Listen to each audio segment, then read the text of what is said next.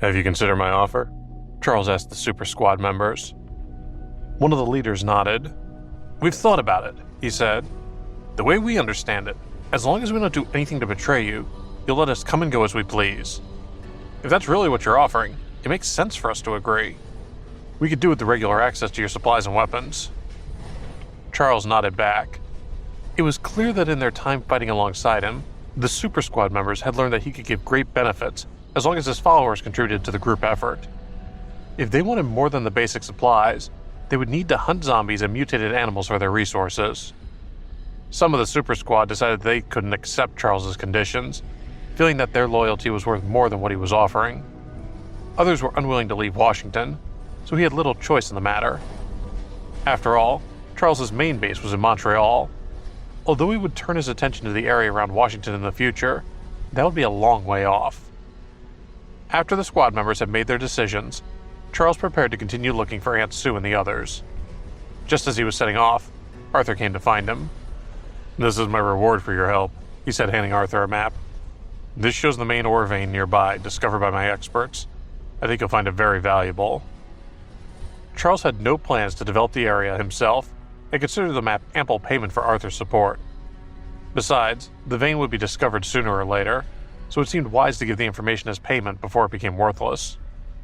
He was aware that some paranormals were learning that they could use their powers to discover mineral veins, so they were bound to discover it before long. Arthur looked troubled. This isn't why I came, he said. The commander of the Northern U.S. died early in the apocalypse, his deputy commander too. After the conflict with the Shaw family, his position has remained vacant. I need to tread carefully here, thought Charles, not wanting to become involved in the military's inner politics. But if Arthur wants to fight for the position of commander, I owe it to him to help as best I can. He knew that choosing the right commander for the Northern Division would be crucial for stabilizing the area. Therefore, even if it wasn't an ideal situation, Charles was willing to join in with the process. Besides, Arthur had already demonstrated his great worth, so he had a lot of trust in him. Of course I'll help you, he said at last. Arthur blinked with confusion. It's not me that I'm talking about, he said. It's you. The other generals and I held a vote and decided you would be the best commander. Me? Asked Charles, shocked. Are you serious? You can't appoint an outsider to suddenly become the commander. People will see it as going against the entire institution of the military. We're very serious, said Arthur. Times have changed. We can't limit ourselves to the power structures we had in place before the apocalypse. It's now necessary for the military to take over the country's administrative positions. So we're not only asking you to become the commander, but the leader of the entire North. Then you're out of your minds, said Charles, rubbing his forehead, trying to fend off an impending headache. You haven't thought this through at all. If you're worried that you're not capable enough for the position, then let me assure you, you're more than qualified, said Arthur. We've seen your strength and leadership ability, and everyone will follow you. As for the specifics, I'm sure you'll learn on the job. Charles took a few moments to find the right words. What's your goal here? You know the future, said Arthur. We could do with your guidance. Leonard's people know the future too, said Charles. They're too passive, said Arthur, refusing to back down. Only you will take the action required to lead the people to safety. The people around you know that they have a bright future under your protection. Charles was silent. He could tell that Arthur was sure of the decision, yet he found himself unable to accept. If he had learned anything over the last few months, it was that power and obligation went hand in hand. If he took control of the northern states, it would mean shouldering the burden of all the people who live there. In fact, his knowledge of the future would only increase the pressure on him. If he were as cold and selfish as Leonard, there would be no problem. He would be able to enjoy the benefits of power without reflection. But unlike Leonard, Charles had managed to retain his humanity. I'm sorry, he said. I have to refuse. His tone made it clear that there was no room for negotiation. Arthur sighed. Then can you at least tell us some things about the future, he asked, or give us some ideas for how to deal with future crises? Charles's knowledge of the future was no longer a secret. It would be difficult for him to keep his understanding of the apocalypse to himself, no matter how much he wished to. He tried to think how best to choose his words, before deciding it was better just to be honest. Still, he knew that if he wasn't clear in his information, Any warnings or advice might have the opposite effect from what he intended. This world has become dangerous, that much is obvious, he said at last. It'll only get more dangerous. If we keep along the same road as we're on now, we'll only end up digging our own graves. It's important that we venture out into areas beyond our fortifications and survival bases to expand our knowledge of other parts of the country. He paused for a moment and looked at the area around him. When I first came to Washington, I found many people living through robbery, extortion, and violence, he continued. These are the people who will keep us from developing. Not only are they doing us no good, but they're also plundering from the achievements of others. Not to mention that they're using up valuable resources that we'll need to conserve if we're to expand and thrive. It's only by stopping these criminals that we'll be able to develop as a people. However, you need to understand that some crimes aren't as simple as they seem on the surface. Arthur frowned, clearly conflicted. Look, we've disagreed from the beginning, Charles continued, but you need to consider your situation carefully. If you aren't prepared to enact the kind of justice I'm suggesting, what hope will the innocents among your people have of surviving when resources become truly scarce? After Charles finished talking with Arthur, Alice walked over to him, wrapped her arms around him from behind and put her face next to his. Why didn't you agree to be the commander? She whispered teasingly. He smiled back at her. Why? Did you want me to be a commander? She shook her head. Of course not, she said. If you became a commander, you wouldn't have as much time for me. But wouldn't it have been to your benefit? Why would you let go of an opportunity for more power? More power? He asked with a frown. Aren't you underestimating the military just a bit? If I really became their commander, I'm afraid they would morph me into whatever they wanted me to be long before I got any true power. Didn't you see what just happened? I gave them the advice they asked for, and they already questioned my judgment. Do you actually believe they'd support me as their commander? Understanding dawned on her. Oh, I see. They just want you for your skills. He nodded. All right, we're done here. Pack up. We'll leave in 2 days. He'd gotten some information about Aunt Sue. Apparently, she and her cousin had joined a faction in the Midwest called the Shadow Coalition. They'd already left the area. Charles was a bit annoyed at this news. He couldn't help but worry about the potential ramifications. He knew from his previous life that the Shadow Coalition liked to stay hidden, but was very powerful. They only recruited strong people, and they didn't have a fixed base of operations, so they were difficult to find. Charles couldn't leave Dawn City and search all over the world for them. He could only set the matter aside for the moment. Once the communication network was reestablished, he could set off to search for them. But he did recall one useful piece of information about the Shadow Coalition from his previous life. Although they hadn't called any one place home, they had come to the aid of a survival base during the Beast Tide, and had suffered huge losses as a result. If he could find the Shadow Coalition before that happened, then he still had a chance of finding Aunt Sue and her cousin alive. As for Elaine, he hadn't found any trace of her, which made him anxious. He knew she was a loner, and that made things complicated. He didn't believe anything horrible would happen to her, but based on his past life experience, he wouldn't meet her for another few years, so he couldn't say for sure. Paranormals who used whips were very rare. If Elaine was still alive, he reasoned that someone would hear about her eventually. I believe there's fate between us, he thought. We'll meet again, I know it. The people in Washington were paying attention to Charles, and he had been rewarded for it. His influence in Montreal was also growing. It wouldn't be long before his influence had spread across the entire eastern U.S., and that would make finding the people he was looking for much easier. The day after Charles decided the date of his departure, something big happened in Washington. Based on Charles's suggestion, the military started integrating the survivors, which also involved executing those with criminal histories. They killed anyone who had formed a gang to steal resources or assault people. The survivors were gratified by the military's actions, and they cheered for the deaths of the criminals. Many of them had been extorted, attacked, or otherwise victimized by those ruffians. The people thought the criminals had finally gotten what they deserved, and it was satisfying. The military's actions received a lot of support. That hadn't been the case before, but there had been a reasonable explanation for that. Leonard had been in charge. When Leonard had used nuclear weapons to bombard Baltimore, many people in the capital had been glad because it had protected them. Those who had opposed Leonard had thought his actions were inhumane, but they had had to remain silent. But the situation had reversed. Public opinion had shifted in favor of the military, and Leonard was being pulverized by their words. I never realized General Shaw was such a vile person. He must have known that what he was doing was wrong. Can't you see that he was actually trying to purge people? In that case, Leonard should die along with all those other scumbags. The soldiers in Washington had originally told Charles they only wanted to capture Leonard, but after finally getting revenge on the criminals, they were bloodthirsty. Too many people had starved to death because their food had been stolen, and too many people had committed suicide because they'd been victimized in other ways.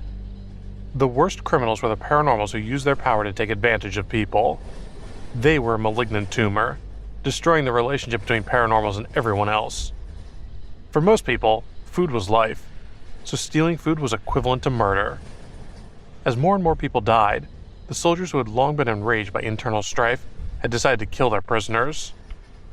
After the generals found out what had happened, they were shocked. While they had been away defending Baltimore, it seemed Washington had fallen into madness. Patrick had even sent all the special forces out to investigate, and they had killed tens of thousands of people in Washington, causing the entire capital to be immersed in a murderous atmosphere. Only once it was too late had Patrick realized that he had gone far too easy on the soldiers and had given them too much freedom, resulting in a massacre. But Charles knew that even if everyone in the capital did as he instructed, he couldn't stay. It wasn't his home, and the things he fought for and earned were more reliable than anything anyone else could give him. Everything in Dawn City belonged to him, but if he stayed in Washington, the power struggles would never end. After bidding farewell to the soldiers in Washington, Charles and his group left. They lingered in the Northeast for a while, killing zombies and rescuing people as they went. He saw it as the perfect opportunity for further training. Charles had planned on staying in that region even longer, but he received a message from Olivia saying that Jenny had woken up. Sylvia, who had been taking care of her, had left Dawn City, claiming to just be going out for a walk. Olivia had sent someone to tail her, but Sylvia had evaded them, and now no one could find her. Hearing the news from home, Charles immediately stopped training and brought his team back to Dawn City as fast as possible.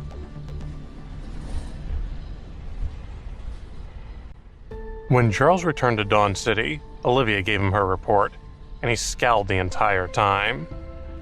He hadn't thought Sylvia would ever betray him, but she was stubborn, and when she decided something was right, she would die before changing her mind. "Are you saying that Sylvia left after she heard I was on my way back?" Charles asked. "That's not all," Olivia said. "I suspected there was something more going on, so after Jenny woke up, I asked her about it. She denied it, but I could tell she was lying. She actually woke up several days ago, but she was deliberately keeping it from us. Sylvia told her to lie to us because she was afraid it would be bad for the girl. I didn't ask for details." Charles clenched his fists, and then he released them, feeling powerless.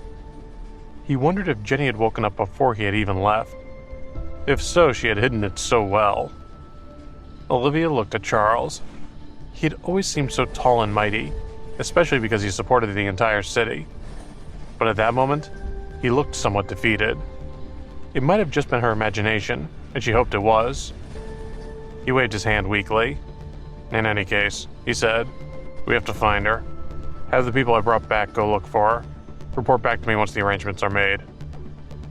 Ever since Sylvia had risked her own life to save Miranda, he had treated her with respect. He didn't understand why she would hide that Jenny had woken up before running from the city, but he wasn't the kind of person to judge the situation based on appearances. He knew Sylvia must have had her reasons, and he wouldn't know what they were until he asked her in person. The news of Charles's return spread quickly through the city. The residents welcomed him home, and a few counselors even threw a celebration to laud the Knights of Hell as heroes. Charles didn't relish the idea of a party, but he allowed it because he knew it would increase the people's morale. His approval held a lot of influence. Dawn City was developing right on track. There were many strongholds outside the main city, and they were all very powerful as well. The genetic enhancement serum they produced in the city and in the research facilities provided endless benefits. Only those who had followed Charles from the beginning were qualified to distribute the serum, and they worked hard to maintain that privilege. They trained every day and went out in groups to hunt zombies and mutated beasts. And when something came along that needed to be tackled jointly, they erupted with powerful potential. There were approximately 30,000 of these people. Everyone else just depended on Dawn City, or simply went there to trade resources they had gotten from hunting. They weren't true Dawnians. Charles asked Olivia to contact Ross Bartlett and have him import large amounts of dark iron so they could process and forge it. From that point on, dark iron would gradually become more important and more common than steel. Charles noticed that the speed of human improvement was far faster in his new life than it had been in his previous life, and he knew that was all because of him. But what made him happiest was the change in his younger sister. Since Lena had taken charge of public security, she had executed many people who had committed crimes in the city. She had hated it at first, but she had done it. In her new line of work, she encountered all kinds of dangerous people, and she gained a better understanding of human nature.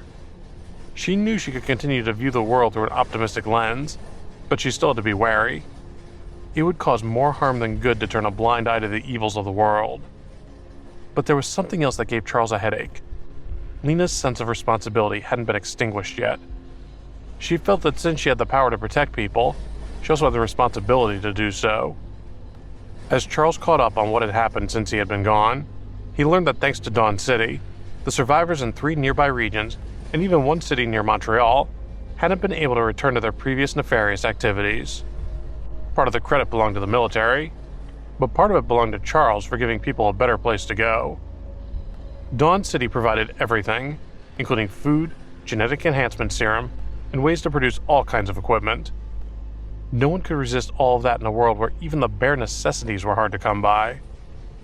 Once he roughly understood the situation in the city, Charles brought Lena to the military research base to see their parents. Doug and Susan were very excited to see their children doing so well. But something weighed on Lena's mind. Their parents had been urging her to get married. She couldn't believe it. After all, she was only 18. But they had gotten married young, and they pushed her to do the same. Whenever the subject of his sister's marriage came up, Charles felt uncomfortable. There were plenty of suitors for Lena. Her beauty and status had attracted a lot of men, but it was precisely because there were too many suitors that she wasn't interested in any of them. And as for Kevin, he was still as aloof as ever. He was either training soldiers or studying cultivation techniques all day long. Sometimes he was doing both at the same time. Charles caught his parents up on recent events, and then he changed the subject.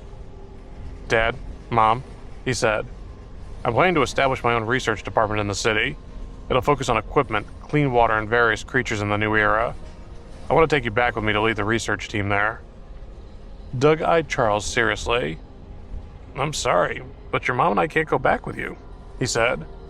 "Even though we're just research assistants here, our research projects are far too important for humanity, and we won't be nearly as much use to you." Charles was disappointed, but it was his parents' decision, and his father seemed insistent, so he knew there was nothing more he could say to convince them. Like Charles, Lena wanted her parents to be nearer to her, so she asked, "Have you made any progress in your research then? Because if not, you should study something more practical, like how to get more food and clean water for people." To her utmost surprise, Doug answered, "We found the source of the zombie virus." "Are you serious?" Charles asked. He couldn't believe his father's words. In his previous life, researchers had had 10 whole years to search for the source of the zombie virus, and they hadn't found it in all that time. But in his new life, his parents had found it in just a few months. He thought his father had to be joking. Since his rebirth, he had changed many things about the world, but the search for the source of the zombie virus was one area he hadn't expected to turn out any differently. Does the key to the zombie virus really lie with my parents? He wondered in amazement. Doug looked at Charles's wide eyes and assumed he was frightened, so he launched into an explanation. "You have to keep what I'm going to tell you a secret," he said with some pride. "You can't tell anyone the true origin of the zombie virus. And I have to warn you, it's hard to hear." He gave his children a serious look before continuing. "We noticed something during our research. The zombies first appeared after the apocalypse began, when the world was filled with soul energy. Many creatures can turn into zombies now, but only humans could mutate in the beginning. Other creatures only transformed into zombies after they were infected by humans. For them, it wasn't a naturally occurring mutation." Charles's stomach dropped as he realized what his father was about to say. He also understood why no one had found the source of the zombie virus in his previous life. It was likely that they actually had discovered it, but had been too afraid to announce it. Not only did many humans mutate into zombies after the apocalypse began, Doug went on, but many of them died even before that. There's evidence to suggest that those who died were actually infected with the zombie virus. We speculate that the virus had already been lurking in the human genome long before the apocalypse. From the data the military gave us from the early battles, we noticed that some people who hadn't been infected by zombies still had a certain chance of turning into zombies after they died. That led us to a bold hypothesis. Humans are the source of the zombie virus, and everyone carries it. How is that possible? Lena asked, looking horrified. And why didn't we all mutate? Charles felt the same turmoil inside himself. Humans were the source of the zombie virus. If word of that spread, it would cause people to panic, and the world would descend into even more chaos. But there was a lot of evidence to support this hypothesis. For example, most animals could turn into zombies, but no zombies could turn into natural animals. It's very simple, Doug explained. When the human body is invaded by the virus, it will produce antibodies. If those antibodies are strong enough to overcome the virus, then the person won't turn into a zombie. But if not, they will. After we came up with this hypothesis, we immediately conducted several experiments and discovered that the human genetic code produces a special enzyme that has a very strong affinity with soul energy. This turns it into the zombie virus, and when the virus defeats the immune system, that's when someone becomes a zombie. He continued his explanation. That's also why few paranormals turn into zombies, even if they're attacked by zombies. And a few ordinary people are lucky enough to survive too. It's because their immune systems are strong enough to beat the zombie virus. If someone is injured by a zombie and survives, their physical strength will be enhanced because the soul energy that's fused with the zombie virus has entered their body and strengthened it. Doug gave them a triumphant look. Using this information, we've extracted and manipulated the immune cells of such people and have used them to develop a brand new zombie serum, he announced. Its shelf life is only 7 days, but it's 100% effective in saving those who've been bitten by a zombie. Lena felt like her entire worldview was being turned upside down. The zombie virus had originated in the human genetic code. If that became public knowledge, she wasn't sure how many people would be willing to accept it. Charles remained calm on the surface, but he was reeling inside as well. He had thought he would spend the next 10 years pursuing the source of the zombie virus, and he had never expected this to be the answer. There was no way to rid the Earth of the zombie virus. As long as humans were still alive, the virus would never disappear. But one thought reassured him. There would be many crises over the next 10 years. In the grand scheme of things, zombies didn't pose that much of a threat to humans. They were definitely a very real part of the problem, but they weren't the biggest concern. Charles forced a smile. I think humans will remain at the top of the food chain, he said. There's no reason to think any other species would be superior. Since the zombie virus comes from the human body, as long as humans continue to evolve, we'll always find a way to suppress it. Well said, Doug exclaimed. Humans are still more powerful than any other species, and this discovery has other positive implications as well. We can now strengthen the genetic enhancement serum so it's not limited to one per person. Charles's eyes lit up. In that case, then humans will become even stronger overall. Doug shook his head. The main raw materials for genetic enhancement serum are especially powerful zombie blood and a small portion of the spinal cord. Humans have already come a long way. Only a few can surpass the limits of their human genes. This is great, Charles said. No wonder you and Mom don't want to go back and do research in the city. I wouldn't give up such a good project either. Susan looked lovingly at her 2 children. Your father and I can rest easy knowing that you and Lena are doing okay, she said to Charles. Please, don't try to be heroes. Just surviving together with your family is enough. I'm sorry you two had to be born into a world like this. Doug scowled. Don't be ridiculous, Susan. He's a grown man now, which means he has to be responsible and capable of taking care of others. If he only took care of himself, he'd be a coward. Is that what you want? Who cares if he's a coward? Susan challenged. I just want him and Lena to live. You're being unreasonable, Doug said. Charles and Lena watched their parents' exchange devolve into an argument. They glanced at each other helplessly, and then they quietly left the room.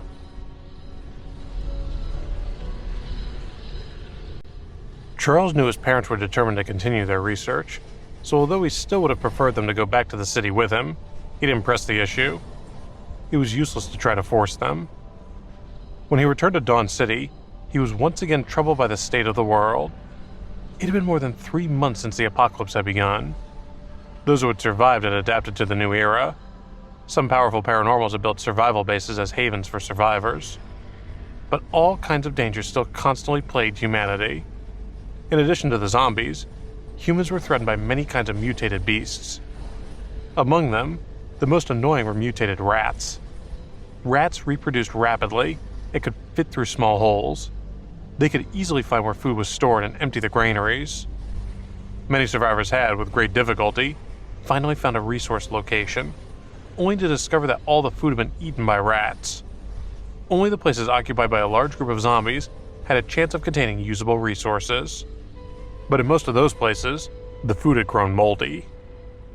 Couple that with the fact that the days were getting shorter and the wilderness was becoming more and more dangerous, there were also various extreme weather events, making the environment itself hostile to humans. After most survival bases went through the initial wave of resource collection, they had to start producing their own resources. They planted crops in circles around their bases, and they even tried to herd and domesticate some of the mutated beasts. Humans would try anything to ensure their survival.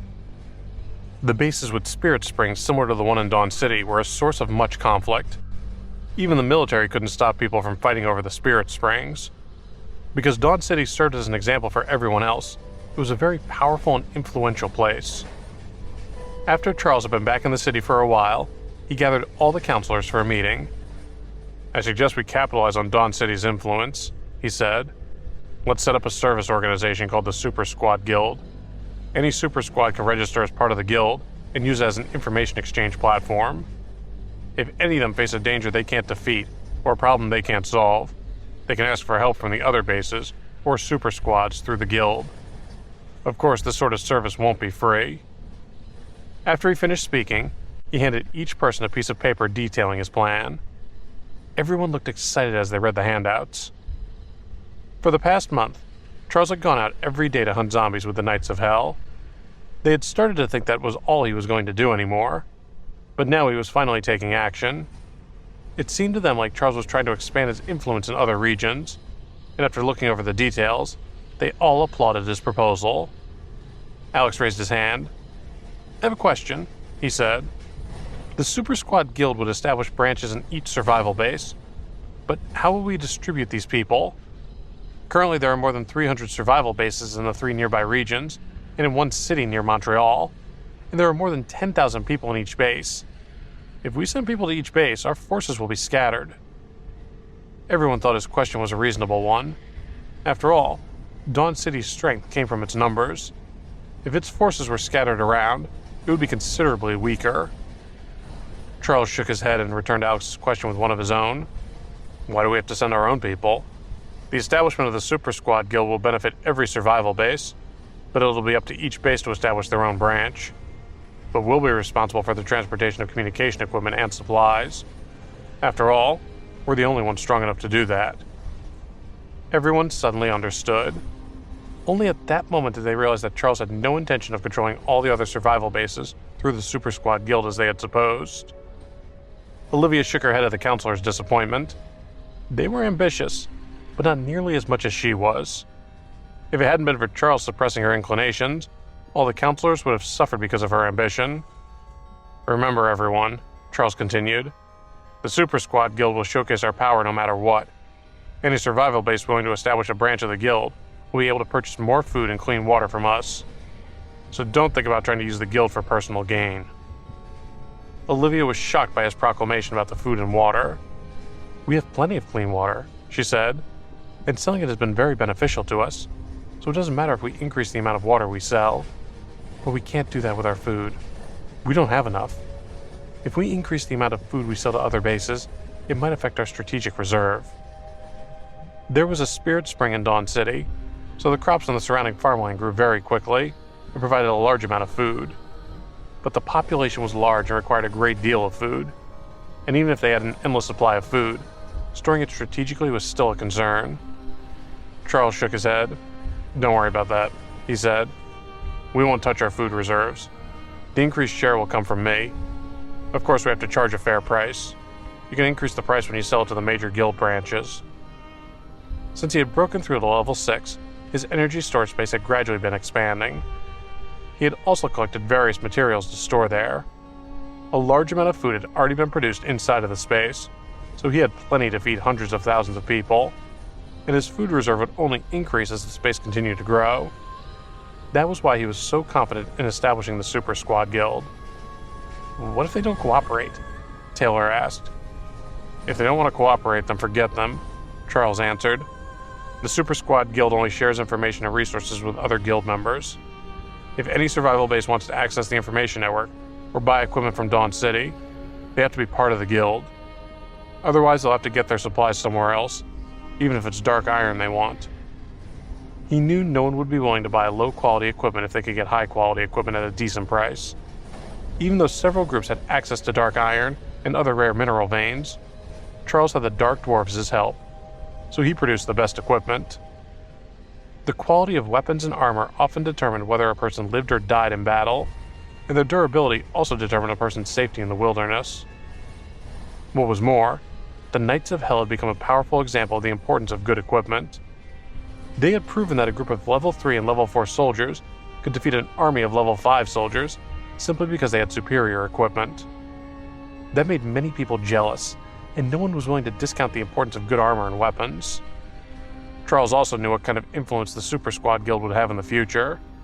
Only this time, he would be the one to guide its development.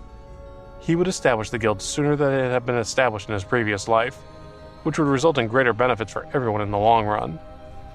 Once the entire eastern US was connected through the guild, Dawn City would be at the center of that network. Then he would be able to find anyone he wanted with a mere word.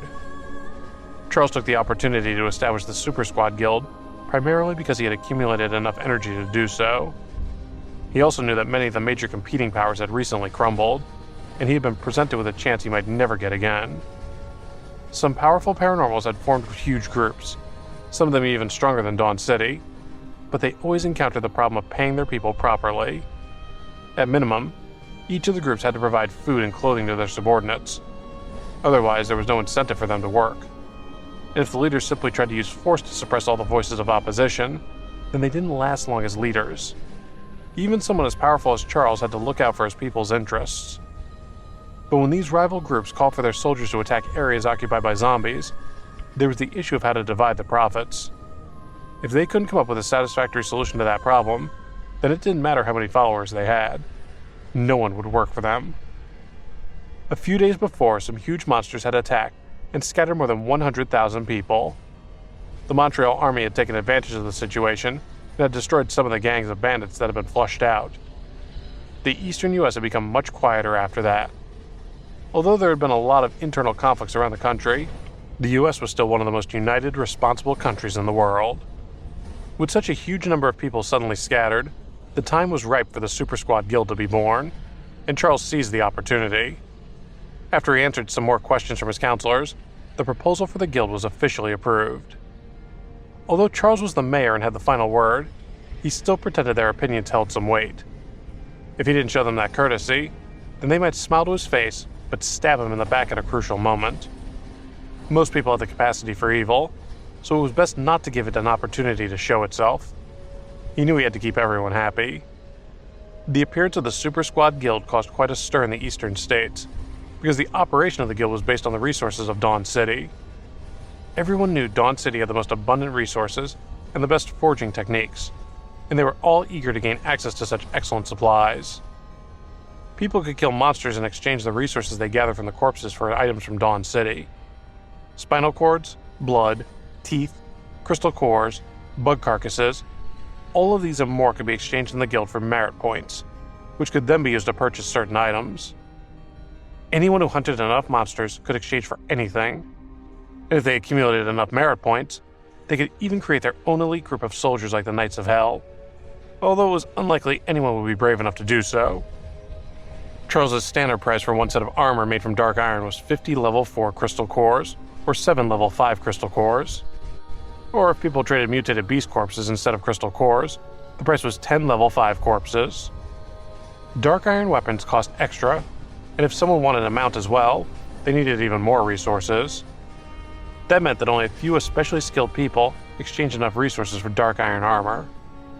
But dark iron weapons became very popular. A dark iron sword could cut off a level 5 zombie's head, and such a weapon gave the wielder a sense of security because they knew they could fight for their lives and win. The price wasn't unreasonable, and the craftsmanship was flawless. So far, 4 dark iron veins have been discovered in the eastern US. Large amounts of dark iron were sent to Dawn City every day, which saved Charles the hassle of having to transport it personally. Apart from resources, the Super Squad Guild also provided information and intelligence services. Charles's team often went out to hunt zombies, and they recorded all the different monsters they encountered during their hunts. Olivia compiled these records into an illustrated book called the Monster Guidebook. It was distributed to every branch in the guild, and anyone could read it or make copies of it. The Monster Guidebook also included a map of the entire area. It recorded the locations occupied by large amounts of zombies, and reminded everyone not to go there unprepared. The book was greatly praised among the people. I expected nothing less of Dawn City's Mayor Federer. He loves to help out the public. This book details the weaknesses of many monsters. If we had gotten this guide earlier, then maybe some of our teammates would still be alive. And don't forget about that excellent equipment he makes. Anyone who fights monsters can get some good equipment from Dawn City. That encourages everyone to fight the monsters. That's right. Mayor Federer is a much better leader than those who use violence to steal resources from the common people. For several months, powerful paranormals have been stealing resources from regular people. If such a thing happened in Dawn City, those paranormals would be executed. But there wasn't much Charles could do when it happened outside the city. That was why there was such conflict between paranormals and ordinary soldiers. Some extremists had even called for all the soldiers to join forces and eliminate all the paranormals, although such a move hadn't succeeded. Only in Dawn City did paranormals and ordinary people get along with one another. Some leaders had imitated Dawn City's system when they'd established their survival bases, but they were still trying to figure out how to get the two groups to cooperate. The things Charles did in his city clearly influenced the entire region, and the distribution of the Monster Guidebook greatly increased the reputation of Dawn City. Within the first week of the Super Squad Guild's establishment, 15 survival bases had agreed to build a branch of the guild. Many other bases were skeptical, wondering if the guild was just a means of controlling them.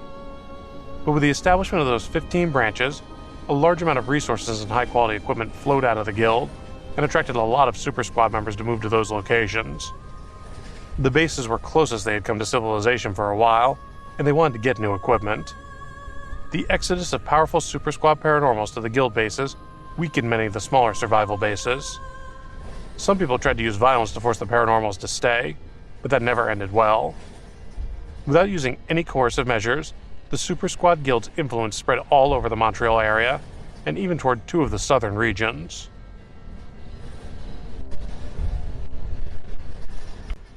The Super Squad Guild quickly grew in strength and influence. Meanwhile, in between taking the Knights on skirmishes against bandits who had been robbing the group's supplies, Charles had begun preparations for his next trip to Hell. He knew that although the Knights who had accompanied him on his previous journey had started to adapt to its environment, there were still many arrangements to be made. He too needed to grow stronger if he was to deal with what the future held in store. At the end of the 5th month since the beginning of the apocalypse, he gathered the Knights to him. On that occasion, though, it wasn't to lead them into battle. "Remove your armor," he ordered. They obeyed unquestioningly, taking off their entire suits of armor within moments. Although they didn't understand the order, they knew that they had to obey it. There was a total of 340 of the original Knights, in addition to 600 reserve Knights who Kevin had sent to bulk up their number. Although the reserves didn't have a great deal of practice or talent, they knew they needed to protect their families, and so worked just as hard as the more experienced Knights, making up for their relative weakness with extreme obedience. As long as Charles made true on his promise to take care of their families, they would do whatever he asked of them. That was partly why Charles ascribed so much value to his martial artists. He knew that they would repay the benefits he offered them. He had selected more than 1,000 such people, although he couldn't personally nurture that many. Sit down and use the energy concentration technique, he said to the knights.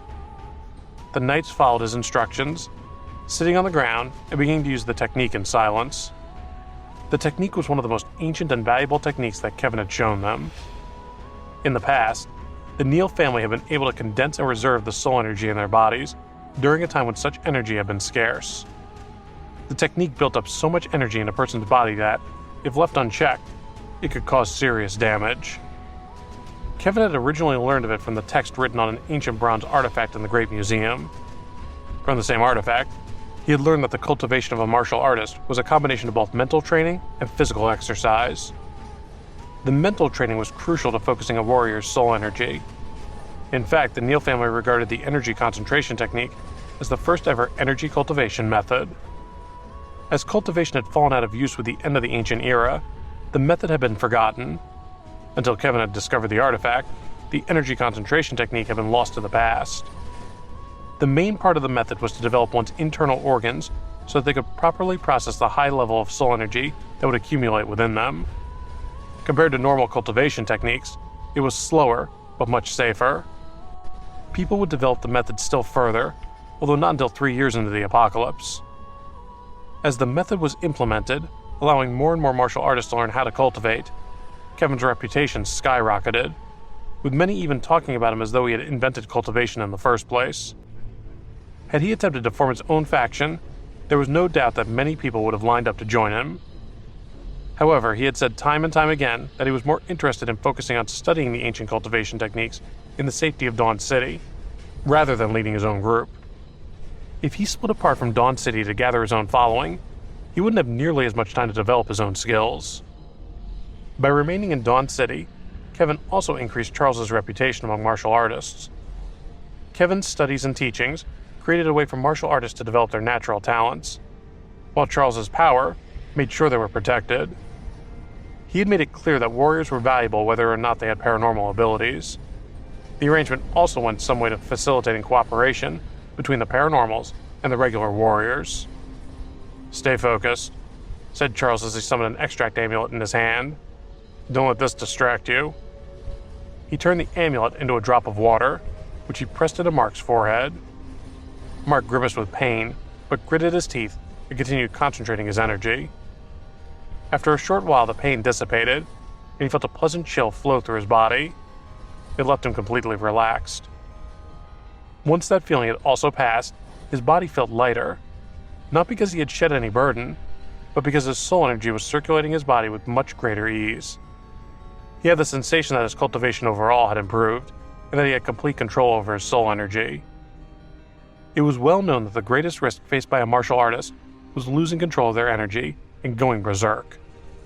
Although a remedy for that would be invented in the future, it didn't exist yet. Therefore, energy deviation could only be treated by wood or water-powered paranormals, or by Charles.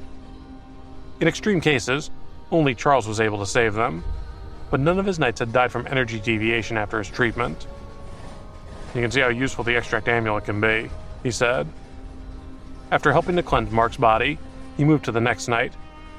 He was one of the paladins, who were outranked only by Mark. His name was Joshua Rankin, and he was a young man with a weak-looking body. He had been on Charles's list of the 12 warriors he was most keen on nurturing ever since he had set his followers against one another on the glass bridges. The other 11 had also joined the Knights of Hell as paladins. One of them, Quentin Black, had shown a great aptitude for cultivation. He had already reached the highest stage of level 4, it was almost at level 5. With the help of Charles's extract amulet, he quickly broke through to level 5, the same level as Mark. By the time he had fully adapted to his new strength, he would be well on his way to level 6. When using the extract amulet to cleanse people's energy, Charles wondered how the ancient book was so comprehensive. He couldn't believe that it was the work of only one person. It seemed to cover all of civilization, history, and cultivation techniques. In his previous life, he had mainly used it to learn how to fight. But in his new life, he had discovered that it covered much more than simple combat guidance. However, he knew so little about the book's author that there was little point in speculating about them.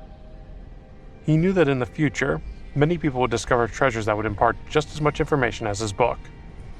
The only thing he knew for sure was that the book had been written by someone with a very advanced level of knowledge. In addition to Joshua and Quentin, Charles cleansed a third paladin called Carolyn Davis. In the end, the three were left with a strength equal to Mark, the leader of the Knights. Joshua, Quentin, and Caroline quickly reached level 5, followed by many of the other paladins. The Knights of Hell were divided into 30 teams, although only 12 were fully formed. The captains of the teams needed to be more than just smart. They also possessed both great strength and inspirational leadership ability. Charles had given Mark and the paladins powerful extract amulets, while the captains had been administered weaker ones. However, even the lower-level amulets raised their strength to level 5, so they were all sufficient. With the help of the extract amulets and their own soul energy, the captains were able to quickly develop their strength. All the same, Charles attached more importance to developing their mental strength rather than building their overall power with artificial means. After helping the captains to cleanse their energy, he did the same for the stewards. While groups of the ordinary knights were required to share a single amulet between them. The reason for that was that if the regular knights became as strong as the captains, it would diminish the captains' authority. If the regular knights made good use of their strength, though, they would be allowed to establish their own teams. After the amulets had been distributed, Tina and two of the other Daunians brought in a huge copper cauldron full of hot stew that smelled delicious. The stew had been made from the meat of mutated animals, and it contained a lot of energy and nutrition. It was the favorite meal of the powerful paranormals and warriors because it didn't just fill them up, it also increased their overall strength. But with resources being so scarce, they couldn't eat too much of it. Everyone nearby turned their heads when they caught a whiff of the stew. "There's plenty to go around, so no need to fight for it," said Charles.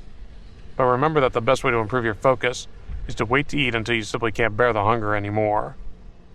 The knights nodded, closed their eyes, and focused on cultivating in spite of their rumbling stomachs. They trusted Charles' claim that there really would be enough meat for everyone. They knew that their benefits as part of his team were directly related to their determination, and that the temptation of the stew had given them a perfect opportunity to demonstrate their discipline. "Stay here and watch over them," Charles said to Tina. "Make sure nobody causes any trouble." He left the training ground and found Elena nearby, who was wearing a white dress and was waiting with Jenny. Jenny jumped up at Charles.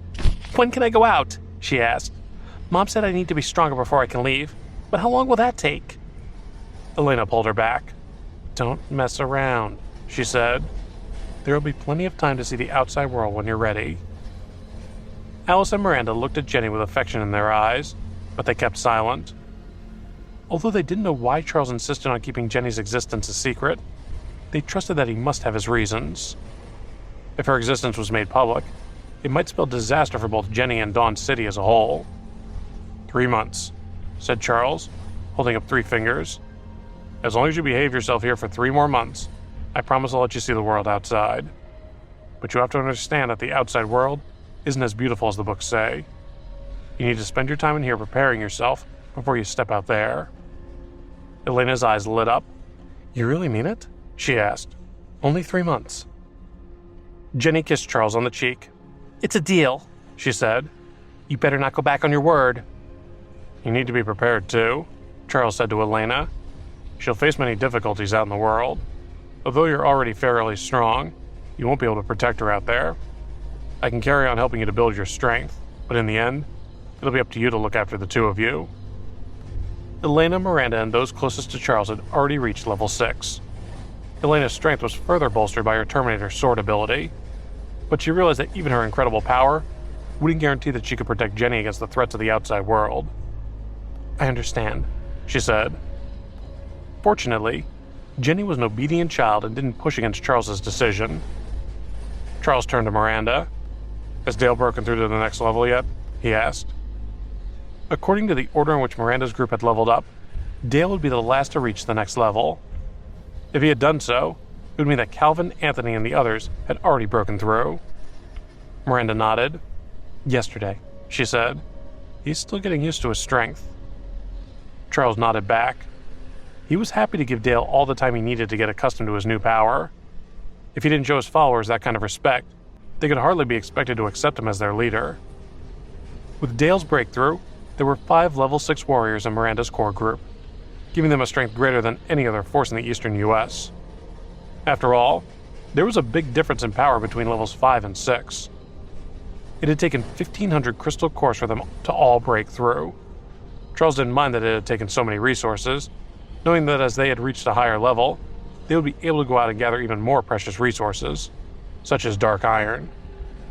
Back in the training area, the knights were also breaking through to the next level, their auras increasing massively.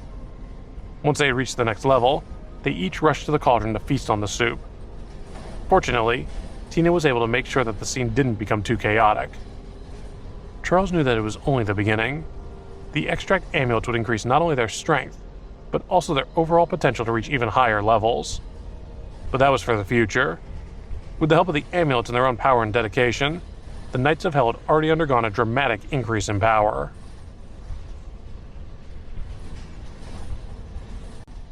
The strength of the Knights of Hell increased enormously. However, their growth was a process, and it would take over a week for them to complete it and recover from it. The next day, Charles heard news of his cousin. He learned that she and Aunt Sue had appeared in the Midwest 7 days before, where they'd ended up in a fight with some paranormals. However, when some Dawnings had rushed there, they'd found no sign of them. Later on, his cousin was discovered by some other Dawnings in the east, but she'd easily evaded them after she had suspected they had lied to her about Charles. Charles didn't know whether to laugh or cry when he heard the news. The arrival of the apocalypse had lowered many people's ethical standards, with liars at the very lowest of the low, as far as Charles was concerned. It seemed that his cousin knew how to protect herself from such people, and Charles welcomed the news. He knew that she was surrounded by powerful people in the Shadow Coalition, so he wouldn't need to worry about her safety for the time being. He also knew that he would gain her trust in time. The development of the Super Squad Guild hadn't only made Dawn City much more powerful, but it had also made him even more famous. He was confident that his cousin would hear more about him soon enough, and at that point would be able to seek him out if she so desired. He knew that there was only a month until a great horde of beasts would descend on that part of the country. Although his rebirth had changed some things about the world, he doubted that it would affect such a major event as the beasts' attack. He knew that the reason for the beasts' arrival was that they would be in search of food, and there was little that could change that. When the beasts arrived, the Shadow Coalition would finally come out of hiding, joining forces with the Survival Base and Super Squad to fend them off. In that battle, the Shadow Coalition would be almost wiped out. Later on, people would learn that the objective of the Shadow Coalition was to shroud itself in secrecy during times of peace, in order to study the dangers that would affect humanity down the line. At the crucial moment, they would step forward. That was the reason they had been the first to learn of the arrival of the beasts. However, they had been so secretive that they wouldn't receive much attention when they first called for all parties to join forces to resist the beasts, which meant that they would miss the best opportunity to defeat them. Later, they would do their best to buy more time for everyone, which was why their strength would be all but defeated when it finally came time to fight the creatures. It wouldn't be the first time that the organization would lend a helping hand. In fact, although there were few that knew of its methods, it was thanks to the smartness and foresight of the Shadow Coalition that humanity still existed. In short, Charles knew that his cousin was in safe hands for the time being. He also accepted that he would be unlikely to find her even if he went looking. He trusted simply that their paths would meet somewhere down the line, and that they would have no problem recognizing each other when that meeting came to pass. He just hoped that Aunt Sue's tragedy in his previous life wouldn't repeat in his new one. After his rebirth, he had been able to fend off many tragedies, but he still felt mostly powerless against the events he knew would happen. He needed to obtain a greater power in order to truly feel like the master of his fate. Only by strengthening his own power could he protect the people around him.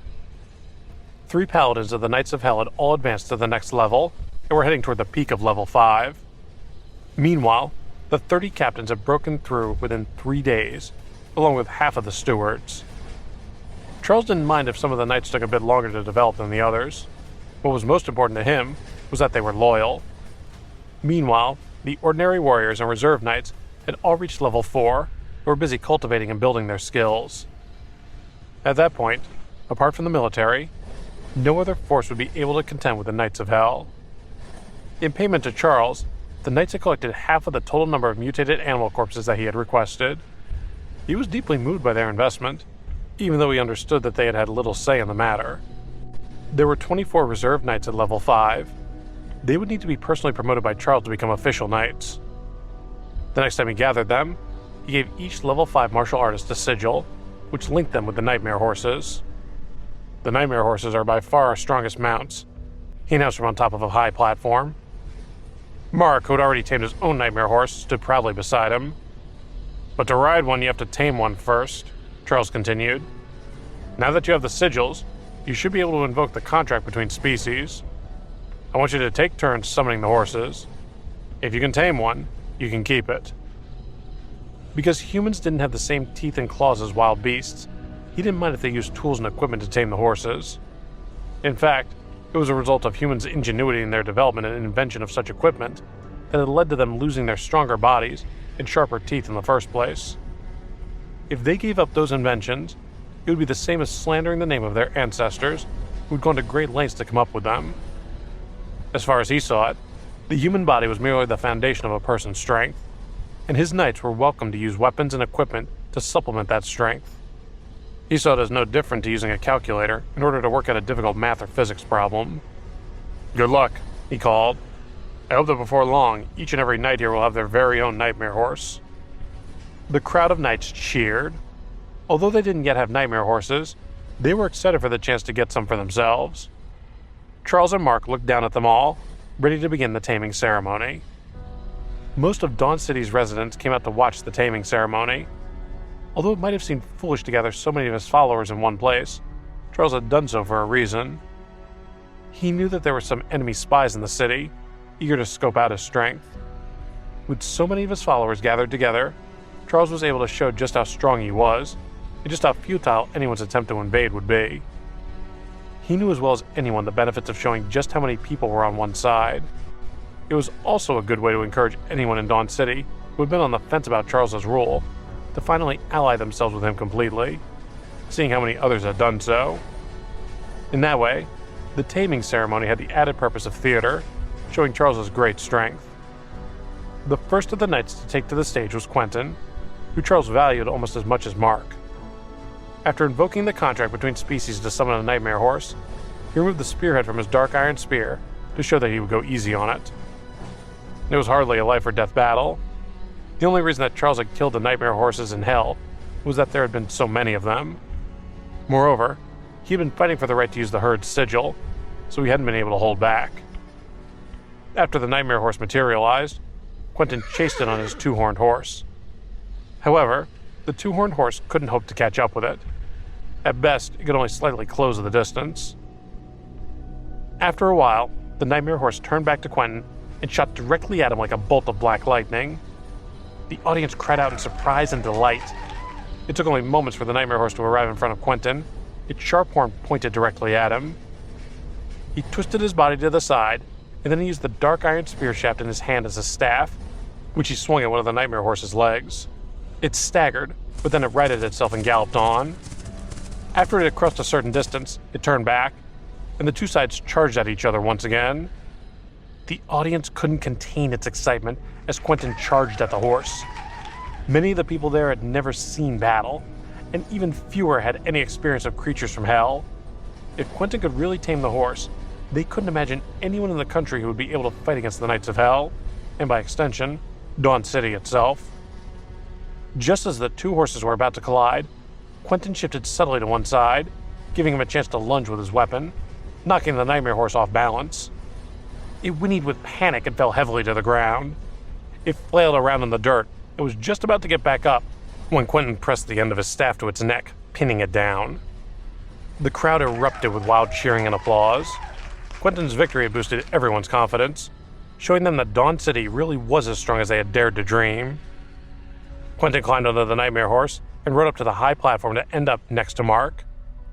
The cheering continued as the crowd recognized that there was a new top expert among their leaders. "Joshua, you're next," said Charles calmly, as if he hadn't noticed the crowd's excitement. Joshua was slender and weak-looking, while his gold-rimmed glasses gave him the air of a scholar. Although he didn't appear very strong, he'd been an expert athlete before the apocalypse, and had even broken his school's track and field record. He hadn't quite reached the professional level, but his fitness and agility were still far above those of ordinary people. Although his eyesight had improved since becoming a martial artist, he still kept his glasses on as a memento to his past life. He yearned for the world to go back to the way it had been, and Charles had given him some hope that they might achieve that. Although he knew Charles wasn't aiming to return to a bygone era, he trusted that Charles was their best shot at restoring some semblance of peace. He managed to subdue his nightmare horse in under a minute. The audience found it very thrilling, even though it was clear from the start that he would succeed. With his victory, yet another knight returned to Charles and Mark astride a nightmare horse. Although the crowd roared with their approval, his achievement wasn't surprising. Given that he had been one of the many knights who had just broken through to the next level, giving him an extraordinary amount of extra strength, there was almost no way that he could have failed. Still, the people gathered there didn't just see the knights as their fellow city folk, but as their guardians. The third person to enter the arena was Caroline. She had a calm appearance, but was a very skilled warrior, and Charles had absolute trust in her ability. After he had left Dawn City with his knights, Caroline had trained under Olivia and had quickly lived up to Charles's belief in her. She had also shown her strength and no-nonsense attitude when preparing for the position of paladin. She subdued the nightmare horse with the same ease as Quentin and Joshua. By that point, the excitement of the crowd had reached fever pitch. The Dawnians were full of pride for their champions, while any outsiders had gone pale to behold the power of Dawn City. They all wondered if they too would be able to subdue one of the nightmare horses, and couldn't help imagining how much power that would give them. After the 3 paladins had left the arena, the 30 captains had their shot at taming a nightmare horse. Although the crowd was enthusiastic at first, the thrill dimmed as everyone there started to wonder just how powerful the nightmare horses were if they were each being so easily subdued. However, those who knew about such things understood that if the knights had already been formidable on their 2-horned horses, astride the nightmare horses, they had become nigh on invincible.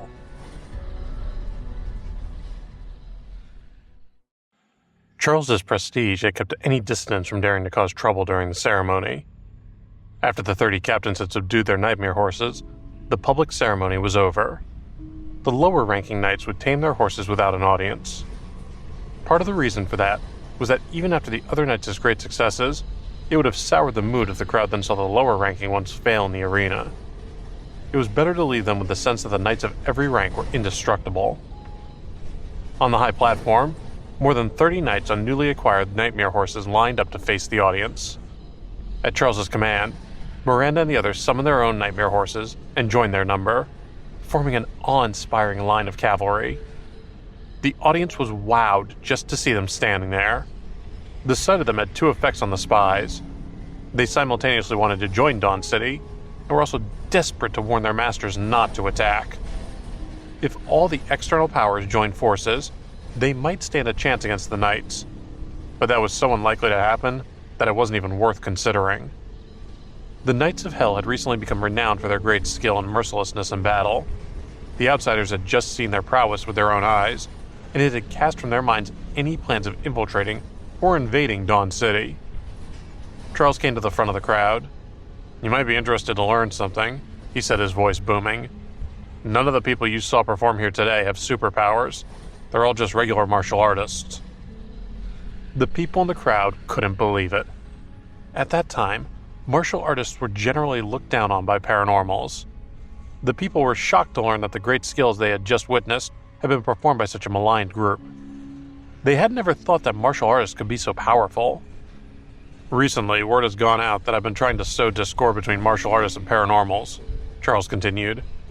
"There's a general idea that people without superpowers are somehow like an outdated model of human. But these people you've watched today, do they look outdated to you?" His meaning was plain, and the people in the crowd felt ashamed of themselves. Many who had been lucky enough to awaken their superpowers felt weak in the face of the martial artists. Until that point, their powers had made it easy for them to look down on regular warriors. Some of the paranormals had conceded that there were talented warriors among the regular martial artists, but they had believed that it was only a small number. More often than not, the paranormals had had such a high opinion of themselves that they hadn't even registered any remarkable skill in the regular warriors. There were many in the crowd who had been unable to awaken any superpowers. They realized that if they applied themselves, there was still the promise that they could learn great skills and achieve legendary feats in battle. They had been truly inspired by the performance they had just seen. "As far as I'm concerned, there's no difference between paranormals and regular warriors," Charles continued. "The only difference is between the strong and the weak, and that difference is determined only by dedication. If you apply yourselves, everyone here has a chance to become a master warrior." The crowd was silent, hanging on to his every word. "You might argue that they rely on their equipment and weapons, but how do you think they got that equipment?" he continued. "By building up their courage, applying themselves, and going out of the city to kill zombies. Then they took the zombies as valuable resources and traded them for these weapons. If you're prepared to kill enough zombies, you too can obtain the same strength." He paused and looked over the crowd. "These aren't empty words," he said. "In the Super Squad Guild, everyone is welcome to join and build their strength by fighting zombies. I ask nothing other than their loyalty and your determination." He paused again, feeling the energy of the crowd rise before continuing. "But don't get carried away with these opportunities. You each have only one life. It's yours to do with what you will. What I want everyone here to remember is that you don't need superpowers to become a great warrior. Not even the strongest paranormal has the right to look down on these martial artists. To those paranormals, I would remind you that their abilities are a result of their dedication to their training, while yours are from luck alone." The only sounds from the crowd were of sobbing. The regular warriors were profoundly moved to hear their leader announce that there really was no difference in value between a paranormal and a martial artist. As long as they worked hard, there was hope for any of them to become strong and respected. They clearly remembered how skillfully the warriors in the arena had bested the nightmare horses, and felt that the same skills could indeed one day belong to them. Charles's speech would soon spread beyond the arena and throughout the city, building the confidence of those martial artists who had fallen into desolation in the face of the paranormals' judgment. Meanwhile, the paranormals in the audience had been given a lot to chew on. Charles had publicly exposed their arrogance for what it was.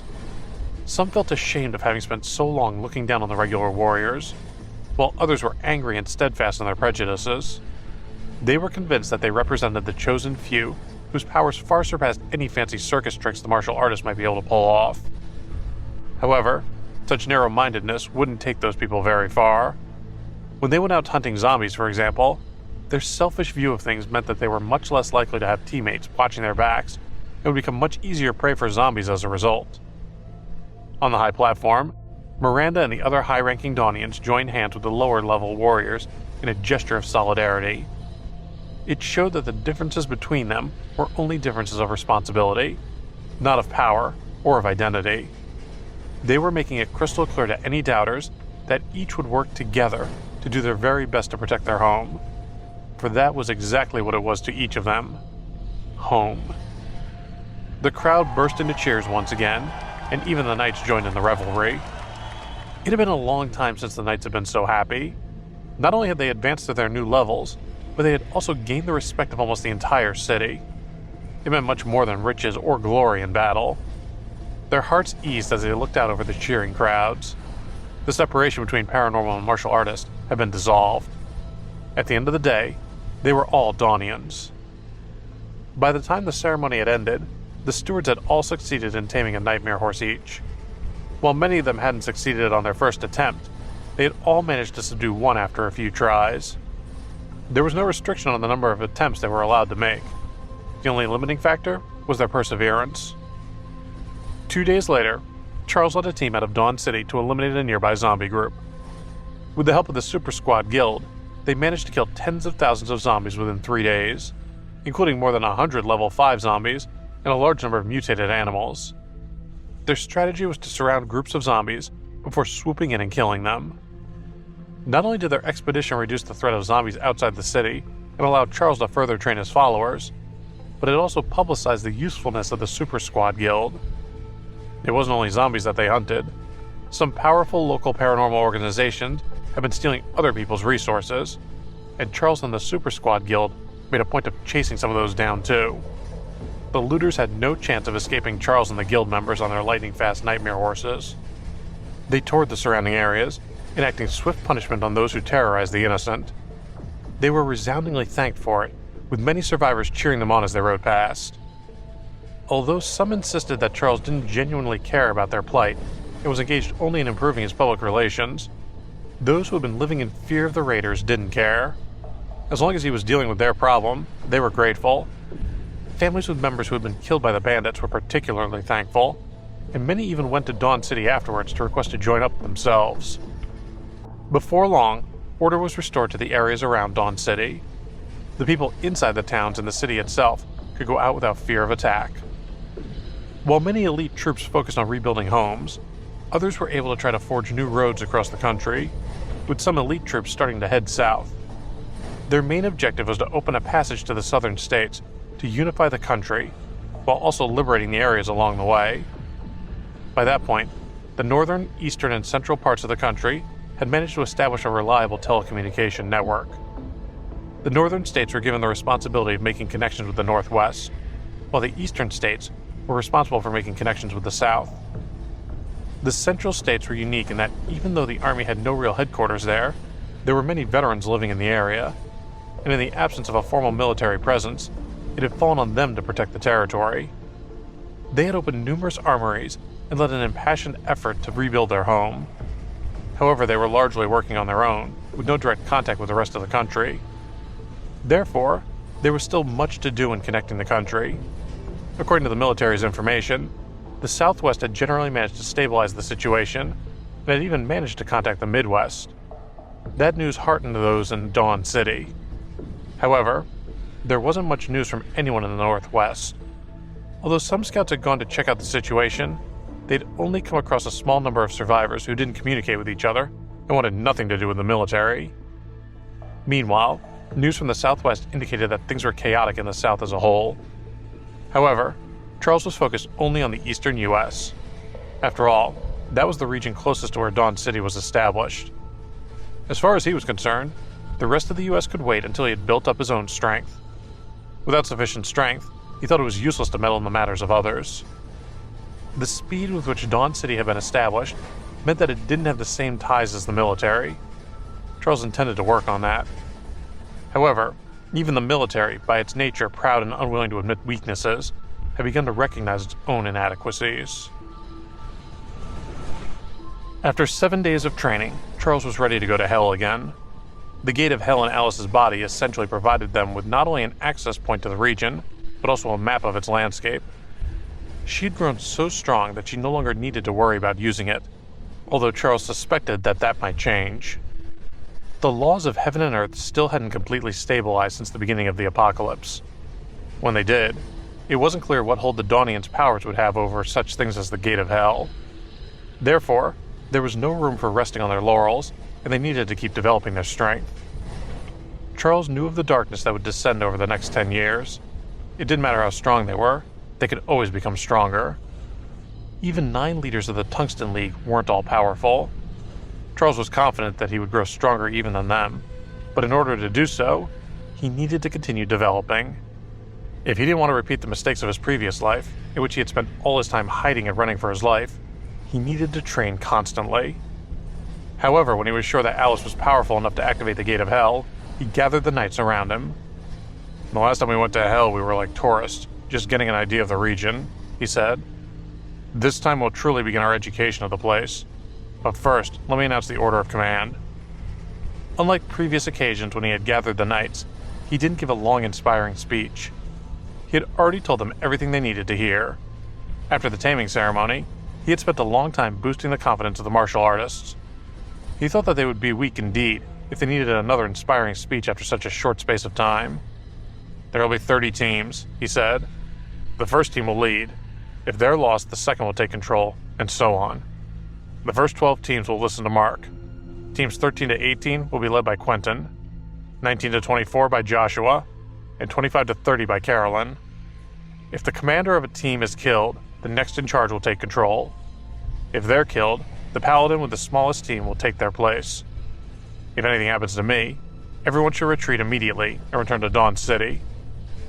Although his instructions may have come across as blunt and excessively doom-laden, such harsh commands were needed for the expedition on which they were about to embark.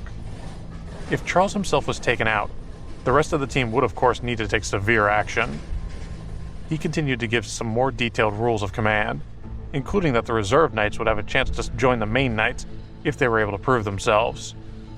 The reserve knights perked up to hear that, excited for the chance to officially join the renowned team that had followed Charles across the country. There will be no deviation from these orders, Charles concluded. If anyone disobeys, their entire team will be disqualified and disciplined. The knights called out in unison, "Yes, sir!"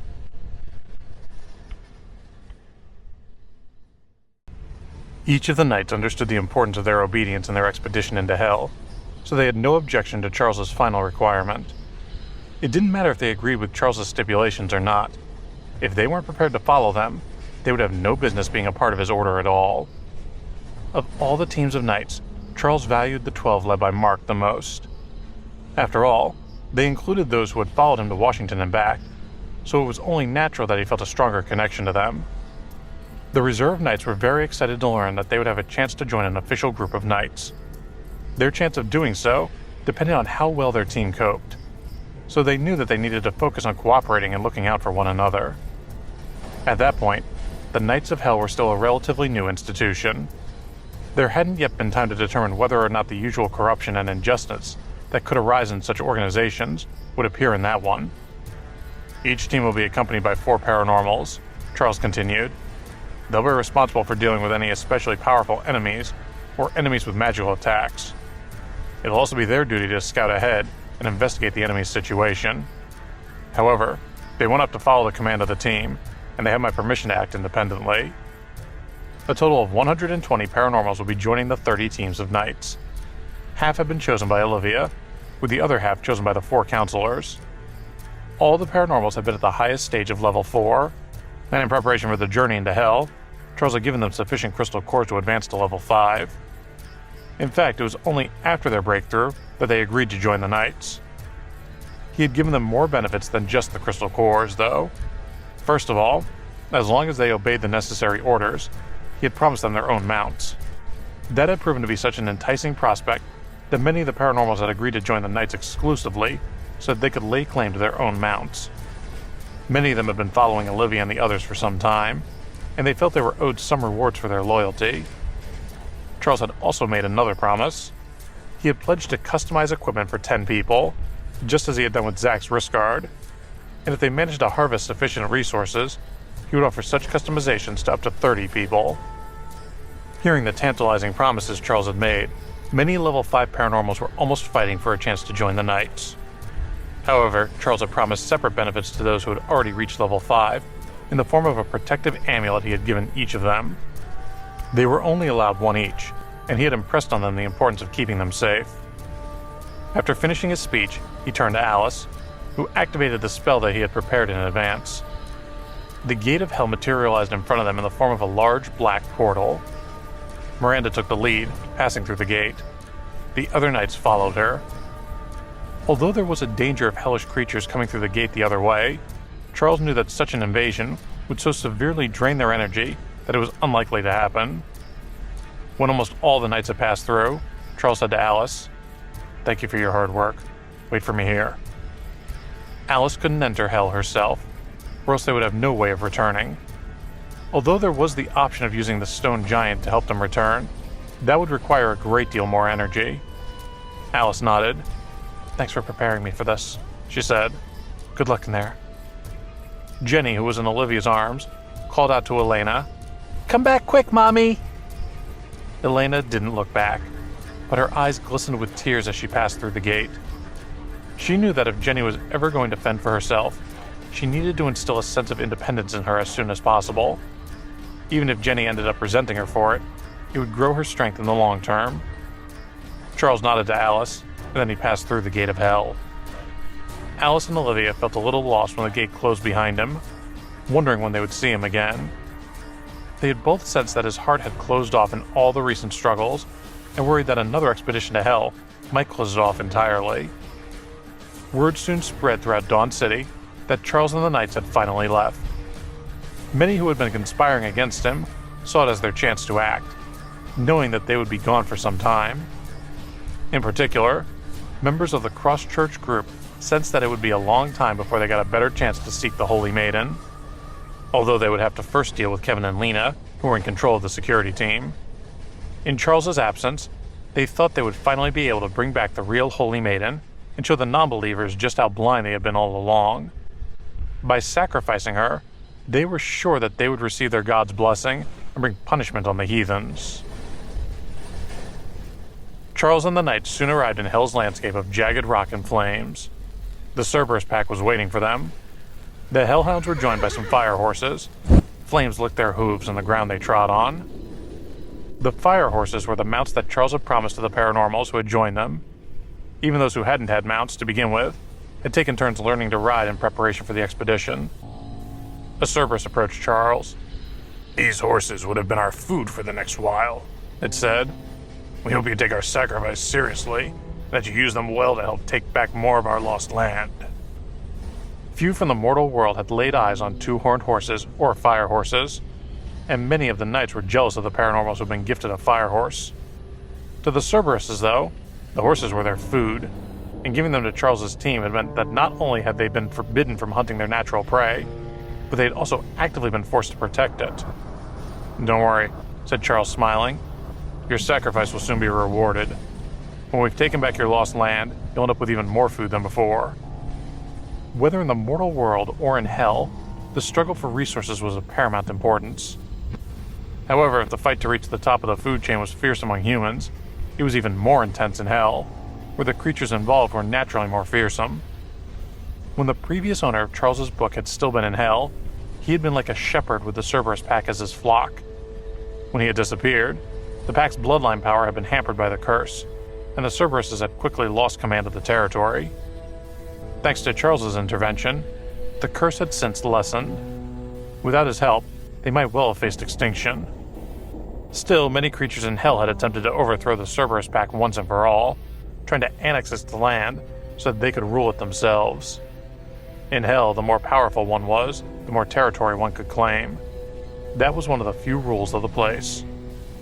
As their bloodline power had been weakened by the curse, many of the Cerberuses had been unable to hold on to their territories. They had been expelled and left to fend for themselves. As Charles had described it to his knights, the last time the knights had come to hell had been more like a sightseeing trip than anything else. Riding to their new destination, the Cerberus explained the reason for their second expedition. "We need to defeat the giant demon tribe," it said. "Their leader is at the height of level 7. However, if we attack their home, we won't only be up against them, but also the various lords who have allied with them." Although the lords weren't usually on the same side, they had recently realized that by joining forces, they would have more strength with which to destroy their common enemies. Their combined power threatened the Cerberus pack. At that time, there were only 700 or 800 Hellhounds in the Cerberus pack, which wasn't sufficient to launch an attack against the giant demon tribe. Although they would have been able to call other hellish creatures to help them, that would have quickly alerted the enemy to their plans, and so they had called on allies from outside hell itself. The Cerberuses who were at level 8 would be able to deal with any enemies who were at level 7 or above, while the Knights of Hell would be tasked with cleaning up their lower level warriors. "How much territory do you still have now?" Charles asked. The Cerberus was silent for a few seconds. "Less than 10% of what we originally had," it said in a gloomy tone. "Most of our remaining territory is just the core area left behind by our master. We've managed to spread out a little in the last few years, but progress has been slow." Charles nodded. He wasn't surprised that, in the absence of its master, the pack hadn't been able to break out of his original territory, especially when there were so many other creatures keen to see an end to the Hellhounds. "Tell me as much as you can about the situation while we still have time," said Charles. "What kind of forces are we up against?" He knew that the more information they could gather, the better their chances would be when it came time to fight. It would be a tragedy if they were to lose solely as a result of having gathered insufficient intel beforehand. "The creatures in the giant demon tribe are known for their tough flesh, which is almost as thick and strong as armor," said the Cerberus. "But that shouldn't pose too much of a problem for you. There are many different species that follow them: ghouls and blade demons, shadow demons, which specialize in speed, and minotaurs, who wield heavy axes. They also have dark mages, gnomes armed with spears, and bone demons with bows and arrows. However, if you kill the leader of each of these groups, the rest of the troops will scatter. In hell, weaker creatures rally around their leaders, so as long as you can kill the leaders, you'll have essentially defeated the whole troop." How can they gather so many different species? Asked Miranda. They sound so organized. Is it really so strange? Asked the Cerberus. Before we left, our old master divided the territories of this land, with the lord of each area ready to provide its soldiers to him. So the system has been in place for a long time. It's just that now the soldiers are fighting under a different flag. Miranda understood. It was clear that with the disappearance of the Cerberus Pack's master, the various species may have lost their sense of order, but their general arrangement and readiness to fight together remained. They've been preparing for war all this time, said Charles, frowning in thought. He had long suspected that the ancient book had contained too much information for a single person to have written it, but he had come to realize just how much knowledge could be gleaned from Hell, where so many species coexisted in one place. He wondered if he had underestimated how beneficial it might be to gain a better understanding of Hell, or even to lay claim to a territory there. He thought about how useful the Dark Dwarves have been since he had brought them to the energy storage space. If he could really take ownership of a region of Hell, perhaps it would be more helpful to him than he had imagined. He had long believed that humans were the most powerful soldiers, but he finally understood that that was only because he himself was a human, and a rather proud one at that. He relayed the Cerberus' information to the Knights, and then he began to use his soul energy to search for enemies. He was already able to detect any auras within a large distance, and that ability would only grow as his strength increased. However, in such a complicated and unfamiliar environment as Hell, he knew that his detection wasn't completely reliable. The different auras in there made it very difficult to judge distances and locations, so he was only left with a vague understanding of the area. After all, there was a difference between being able to detect vaguely where something was within a certain distance and being able to pinpoint a location. Still, his abilities were more than sufficient for his purposes. After 2 hours of traveling, some hellhounds who had been scouting ahead came back to report to the Cerberuses what they had found. It seems like the news of your arrival has reached the enemy, one of the Cerberuses said to Charles. The Blade Demons, Shadow Demons, and Minotaurs have readied themselves, with their reinforcements on their way. The opportunity to launch a sneak attack has passed. We'll have to go all out. Although it was a blow to Charles's plans, it wasn't so surprising that in the time they had taken to acclimatize themselves to their new surroundings, they had given the enemy an ample opportunity to prepare itself. The reinforcements are on their way, he asked. You're absolutely sure about that?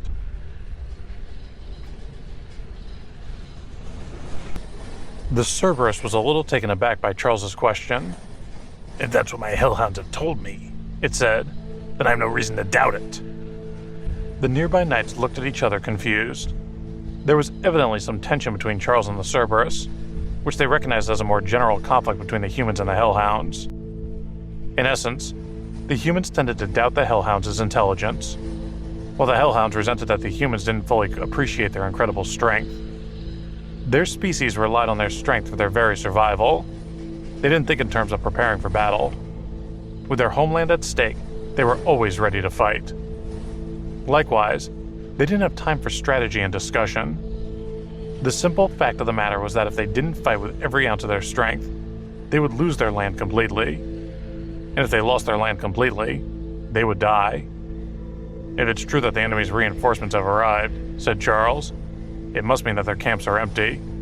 So let's change our direction and head for the Minotaur tribe's camp. They'll be the most straightforward of our enemies to defeat. It was clear to everyone within earshot that by straightforward, Charles meant stupid. He knew, as did they all, that the Minotaur's brain size wasn't much to write home about. No wonder our old master always chose humans as generals, said the Cerberus, all tension apparently gone. You're always a step ahead. In Hell, it was rare that anyone succeeded by relying on their wits, and so there weren't many wits to be found among the various species that lived there. The species closest to humans in IQ were the gnomes, who were often used merely as cannon fodder. Turn around, announced Charles, and make haste. With that order, the Knights of Hell turned around and charged in the direction of the Minotaurs' camp. There wasn't a great distance between the camps of the Minotaur tribe and the Giant Demon tribe, and both were easily within Charles's detection range. Although the aura of the Minotaur tribe wasn't even a tenth of the aura of the Giant Demon tribe, he could still sense it. Thus, he was able to direct the Knights in the right direction. They charged there with haste, making the journey in under 10 minutes. By the time they had arrived on the outskirts of the Minotaurs' camp, The Cerberuses were hungry for a fight. Let's get them, their leader snarled. Although the Cerberus pack didn't like to bully the weak, they could easily lose themselves in the excitement of the hunt. Wait, said Charles. He paused for a moment as he used his detection ability to check the situation up ahead. Quentin, you'll be in charge of the main attack this time, he continued. Joshua and Caroline, wait for my order. You'll form a circle behind the tribe. If the Minotaurs try to escape, release the first batch of troops but reserve the rest. Although they didn't understand the reasoning behind the order, they nodded in unison, and then they set off to follow it. Charles knew that despite the Minotaurs' stupidity, or perhaps because of it, they were braver than other creatures in hell. If they managed to gather themselves into one unit, they could still pose a formidable threat. That was exactly what Charles wanted to avoid. What about me? Asked Mark. Charles took 2 buckets of essence water from the energy storage space and passed them to him. Take your teams and rest up, he said. Recover your strength as soon as possible. With the Minotaurs under attack, the giant demons will come to help. Ready yourselves for battle. Mark nodded and left with his troop. The Cerberus watched Charles with interest. He wasn't accustomed to military tactics and still hadn't grasped why the humans had diverted from their original course, especially when they had been so close to the giant demon tribe's army. But it had known Charles long enough to realize that the young master had his reasons. After Mark had left, Charles turned to the Cerberuses. Follow me and fight, he said, and then he beckoned to the knights. All of you, attack. The Cerberuses were glad to finally be able to unleash their full strength. They spat out streams of true hellfire, while also stirring up gusts of arcane wind to steer the flames at the Minotaur tribe. Before long, the ground was covered in flames. The Minotaur tribe, which had roughly 12,000 soldiers, flew into a panic. Many of them started to flee in all directions to escape the inferno. Charge! Yelled Quentin, leading 6 teams from 6 different directions. The tribe's fences were useless under the hooves of the cavalry. After reaching the Minotaurs, the 6 teams of knights slaughtered their first defensive line with ease. Before the battle, Charles had already issued a strict order that they shouldn't hesitate to kill any enemies showing signs of resistance. Even if it wasn't clear whether or not they were truly resisting, he had ordered that they kill any enemies left standing.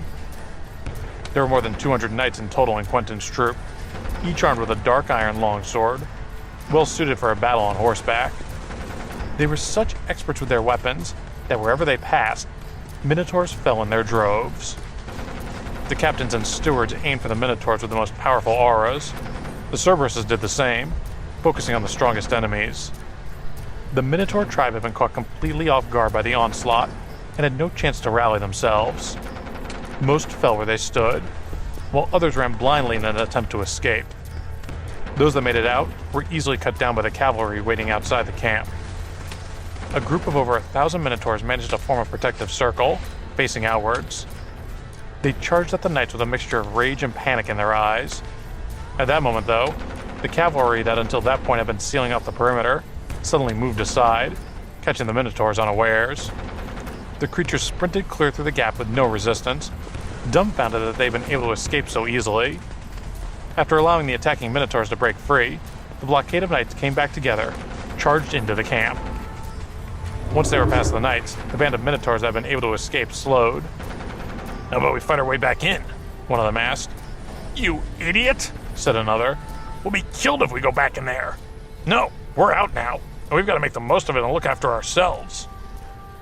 One of the largest of their number struck that Minotaur over the head. Coward, it bellowed, and then it pointed back at the camp. Our children are still in there. We need to save them. The remaining Minotaurs were silent, locked in indecision. If they returned to their camp, they were sure to die. But if they left for good, they knew that they would never live it down. The Minotaur troops that had followed the giant demon tribe were furious to hear that they had been tricked. My tribe has been attacked in their home, boomed one of the most powerful Minotaurs, waving its huge battle axe. We have to go back to defend them. The giant demon leader felt a little awkward. It had received news that the Cerberus pack would attack the location where they were waiting, so it had ordered the great majority of its troops to that spot. It was humiliating to learn that the enemy had so easily given them the runaround. The rules of the agreement between the species, led by the giant demons, dictated that no species could refuse to come to the aid of another. All right, said the giant demon leader. We'll send some troops to rescue your tribe. The leader of the Blade Demon tribe stood nearby. Like the rest of its species, its arms were two long, sharp scimitars. Their blades flickered in the light. If the Cerberuses are all there, it said, why don't all of us go? That way we can defeat them in one fell swoop. You're right, chimed in the leader of the Shadow Demons. This is our chance to beat them all. They quickly began to organize their troops and prepare to lead them to the Minotaur tribe's camp. There was no hesitation or deliberation. If they didn't assist their allies in their time of need, they could hardly count themselves allies at all. And so the various demons and ghouls gathered themselves and headed toward the Minotaur camp as one massive and hideous force. At the Minotaur camp, Charles loaded the corpses of the most powerful Minotaurs into the energy storage space. Meanwhile, he took note of each team's gains. His preservation ability made it easy for him to manage so many different tasks simultaneously. The members of the Minotaur tribe that hadn't been able to escape were no match for the Knights of Hell, and they quickly lost their will to resist. Many simply fell to the ground in surrender. Just as the Knights' mission appeared to have been a total success, though, Charles detected a powerful aura approaching. I miscalculated, he thought as he froze in place. His plan had been to surround and attack the Minotaur reinforcements, but he hadn't expected the entire army under the giant demon tribe would come to defend them. And yet there was no doubt about it. He could feel their auras growing as they approached. A change of tactics was called for. It was one thing to wipe out a relatively small number of defenseless Minotaurs, and quite another to face up against an entire army of many deadly and devious hellish creatures. If the Knights were to take them on in a direct battle, they were sure to sustain heavy losses. He called the Paladins to him. Kill as many of the resisting Minotaurs as possible, and then change direction, he said. When the enemy reinforcements arrive, retreat. Quentin, Joshua, and Carolyn all nodded and rode off. The slaughter of the Minotaurs continued for another 20 minutes. Many tried to surrender while the corpses of their loved ones piled up around them. By that point, Charles had already moved 3,000 of their corpses into the energy storage space. Meanwhile, others were still trying to break free from the onslaught and escape. The reinforcements arrived 20 minutes later. Charles called Mark to join the fight.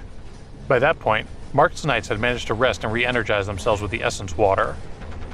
When the reinforcement Minotaurs saw that their camp was in ruins and most of their tribe had been slaughtered, they bellowed with fury and charged at Quentin's troops. As they had been ordered, the Knights of Hell halted in their fighting and turned to run. In addition to the Minotaurs, the Shadow Demon and Blade Demon troops began to chase the Knights. However, they couldn't hope to catch up to the Knights' powerful steeds.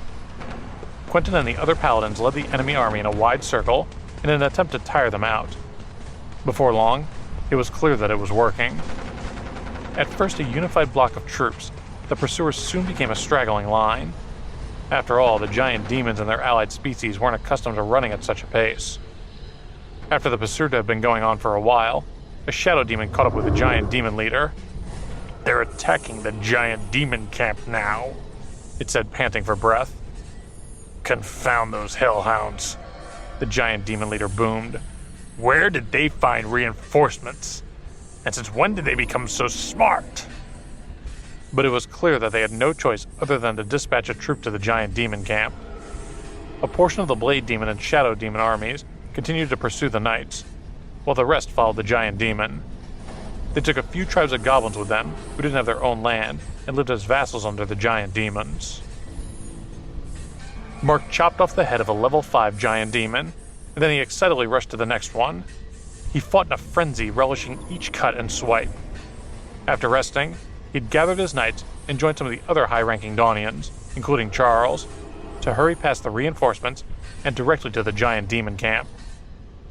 Although the giant demon tribe was very powerful, its main force had already left, taking all those with any real combat strength.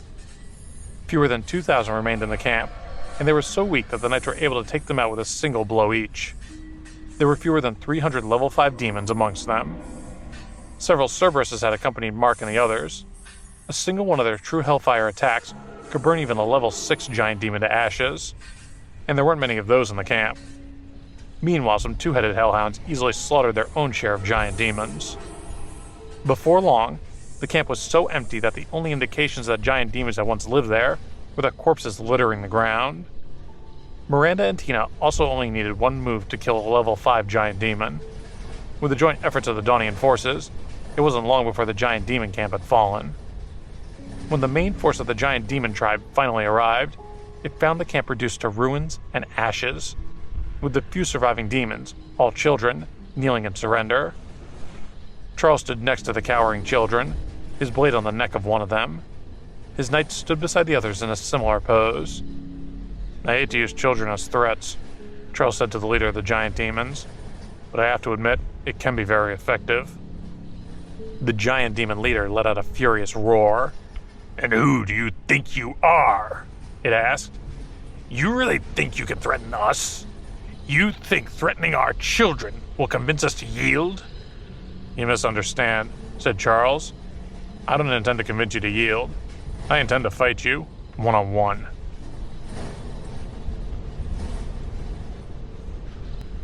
Everyone gaped at Charles in shock after he said he was going to challenge the giant demon tribe's leader. "Their leader is a level 7 monster," Miranda said anxiously. "Don't be ridiculous. How can you possibly fight it on your own?" She knew that Charles was very powerful, but she had never seen any paranormal take down a level 7 monster before. She was worried that he was about to get himself killed. The level 7 Cerberus that Charles had summoned to fight Leonard's army had only released one attack, and it had easily burned thousands of soldiers to a crisp. The havoc a level 7 being could wreak was almost unfathomable to most people. The giant demon leader let out a deep laugh as it stared down at Charles. "Do you seriously think an ant like you can beat me?" it scoffed. "Do you think you're better than me? I could squish you with just a swing of my staff. You're a fool if you think you can fight me one-on-one." As it spoke, it looked at the Cerberus. "Where's your pride?" it asked. "I thought the Cerberus pack was supposed to be royalty. Do you want ants like these creatures to be your spokespeople?" The demon crossed its meaty arms in front of its chest. "If you want to negotiate with us, then come and negotiate with us yourself," it said to the Cerberus. "Otherwise, I won't agree to anything." To the demon, accepting the challenge of a tiny being like Charles would be humiliating, because it would mean that he saw a puny human as his equal. "Perhaps you can listen to our conditions first, before you make up your mind," the Cerberus said. "Are you saying that you want me to agree to this ant's duel?" the demon roared. "That's right," Charles said.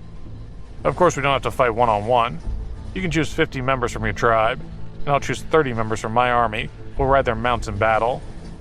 The loser will submit to the winner, and no matter what happens, I'll release the captives." This was a very popular battle tactic in Hell. It ensured that the strong would be respected, while weaker beings wouldn't suffer total extinction after losing a fight. Offering the possibility of surrender was a way to preserve hope. The giant demon leader flashed a toothy grin. "All right, 30 against 50 it is then," it said. "Cerberus, I want to see if your pack can gather 30 experts." The demons still believed that all the ruckus Charles and the Knights were making was the Cerberus' doing, and that it was the Cerberus pack that was really pulling the strings. The Knights of Hell seethed with anger as the demon ignored them. They wished they could charge at him and teach him a lesson for acting so superior. However, they couldn't act rashly without Charles's order. Even Charles felt himself boiling with rage. He had never been a good-tempered person, but after his opponent had so blatantly ignored him, he struggled to keep his cool. Knowing he had the perfect chance to release his anger right in front of him, he looked to his team and shouted his orders. "Mark, Elena, Miranda, Tina, and Tommy, step forward and help me. Leave the rest of them to the Cerberus pack." The 5 captains walked over to his side. "When we attack, there's no need to hold back," he said. They nodded in understanding, feeling the flame of anger simmering in their chests, eager to show the demon that he had made a huge mistake in disrespecting them. Humans were extremely proud animals, and they'd always regarded themselves as superior to other species. But the giant demon tribe's leader had had the audacity to snub them completely, and they refused to let the monster get away with it. Meanwhile, the giant demon tribe quickly assembled their team. 4 level 7 giant demons, 2 level 7 blade demons, and a level 7 bone demon grouped up by their leader, surrounded by several level 6 demons. There were more than 30 demons in total, and as the battle would be a head-to-head clash, all the demons have been chosen for their sheer power instead of their mobility. On Charles's side, he had chosen some 2-headed hellhounds and 3 level 7 Cerberuses. There were also a few ordinary hellhounds that had awakened their bloodline power and had reached level 6. When one of the blade demons saw Charles's group, it burst into laughter. This is your lineup? It mocked, wiping tears from its eyes. What a bunch of weaklings. You almost want to die. To the demons, bringing lower-level fighters to a battle of high-level beings was suicide. On top of that, the humans were outnumbered, so the difference in power between both sides seemed even more significant. Even though the knights had mounts to help make up for the difference in combat strength, it seemed like an exercise in futility for the humans. But what the demons didn't know was that for humans, cultivation levels weren't the ultimate indicator of their strength. In fact, their levels were practically irrelevant. All that mattered was which side killed the other side first. Charles raised his sword high and he shouted, "Kill them all!" The battle began. A strong aura suddenly erupted from the Cerberus's body, attracting the demon leader's attention. It can't be level 8. The demon thought, its eyes widening. That's impossible. It turned to the other demons and bellowed its orders. We have to stop that Cerberus, and fast. Once we're done destroying it, we'll deal with the rest of them. The leader's strategy seemed reasonable to the other demons, and they nodded in agreement as they turned to face the Cerberus. At that moment, Charles and his team of knights surged toward the demons like a dark metallic wave, surrounding the monsters from all sides. The Cerberuses and the 2-headed hellhounds confronted the level 7 demons, while Charles's team fought the weaker ones. "It's just 30 regular giant demons and some blade demons," Charles said to the demons' leader, smirking. "Is this the best you've got?" As he rode by 2 of the blade demons, the crimson flame swords in his hands drew a blood-red arc in the air, filling the demons instantly. The 12 captains of the Knights of Hell formed a group and charged toward the other lower-level demons. 2 of them held their crimson flame swords out in front of them as they rode toward a giant demon from opposite directions, crossing in front of it at the same time. Before the giant demon could react, the 2 fiery blades had already slashed its neck, and it collapsed with a loud thud. Giant demons were typically around 15 feet tall, but in a battle against cavalry, their size wasn't an advantage. Instead, it was a hindrance. When they tried to attack the knights, they stooped over and fumbled as the knights quickly slipped from their grasp. When the knights attacked the giant demons, however, they only had to command their mounts to jump, and then they could easily reach the demons' weak spots. The Nightmare Horse's incredible speed also allowed them to run circles around the demons. Even if the demons could survive the knights' attacks head-on, they had no way to defend against their swift sneak attacks from behind, and the giant demon tribe suffered a significant number of casualties in the first round of the knights' attack. Elena rode her horse into the enemy formation. She circulated her Terminator sword ability around her, and a powerful sword energy swept in all directions, dicing the 4 enemies surrounding her into bits. Tina's, Tommy's, and Hugh's crimson flame swords erupted with a burst of fiery energy, and the level 6 giant demon towering over them didn't have a chance to react before they cut it down. Meanwhile, Mark swung one of his battle axes at a demon that was attacking him. When the demon raised its staff to block the axe, he struck its head with the axe in his other hand. Watching the gruesome battle unfold, the rest of the giant demon tribe was frozen in shock on the sidelines. When the battle had started, they had thought their only trouble would be the Cerberus that had suddenly reached level 8. But they had significantly underestimated the power of the Knights of Hell, seeing them as nothing more than the Cerberus pack's cannon fodder. The number of casualties the demons suffered in the Knights' first attack left them reeling. After the Knights had disposed of 7 of the blade demons, Miranda felled the rest in one sweeping sword attack. Although the remaining giant demons were threateningly large and had terrifying strength, they could only eat dust as the knights ran laps around them, astride their nightmare horses. As the demons struggled to keep track of the knights charging at top speed, they felt like they were fighting blindfolded. Before becoming the knights' mounts, the nightmare horses had relied on their speed and power to find food in hell. Their amazing agility and strength, coupled with the sharpness of the knights' crimson flame swords, made killing the giant demons child's play. Mark looked at the level 7 demons excitedly, eager to launch another attack. but Charles intervened. Knights of Hell, fall back, he ordered. You can't take on level 7 monsters just yet. Don't get cocky. The reason they were able to easily kill the level 6 demons was because their Crimson Flame swords were extraordinary weapons. But even with their swords, they still weren't quite strong enough to do much more than slightly nick the level 7 demons' tough hides. In order to fight with level 7 beings, they needed to reach level 6 themselves first. The knights reluctantly retreated, as they realized that Charles was right. Fighting against the more powerful demons would only result in their untimely deaths. Watching the knights fall back, the surrounding soldiers looked at each other in confusion, thinking that Charles had lost his nerve. But at Charles's command, the Hellhounds pounced toward the level 7 demons, and Bullet dashed forward like a bolt of black lightning as Charles brandished his sword on top of its back. A few of the demons ganged up on one of the Hellhounds, crushing it to death with their massive fists. The fearsome strength of their blows shook the earth around them. But as one of the demons raised its arm to strike again, it cried out in pain as it noticed the arm had been cut in half. Elena's eyes simmered with rage, the Terminator's sword ability causing an immense sword energy to erupt from her body. With the power of her special ability and her Crimson Flame sword combined, she could easily cut through even a level 7 demon. While the demon was distracted, Miranda seized the opportunity to attack with her lightning sword, piercing the demon's forehead with a brilliant beam of white light. Then she took out her blood-drinking sword, and it absorbed the demon's incredible energy, strengthening the power of its blade. As the demon's energy and her sword's power flowed through her body, Miranda's aura became stronger once again.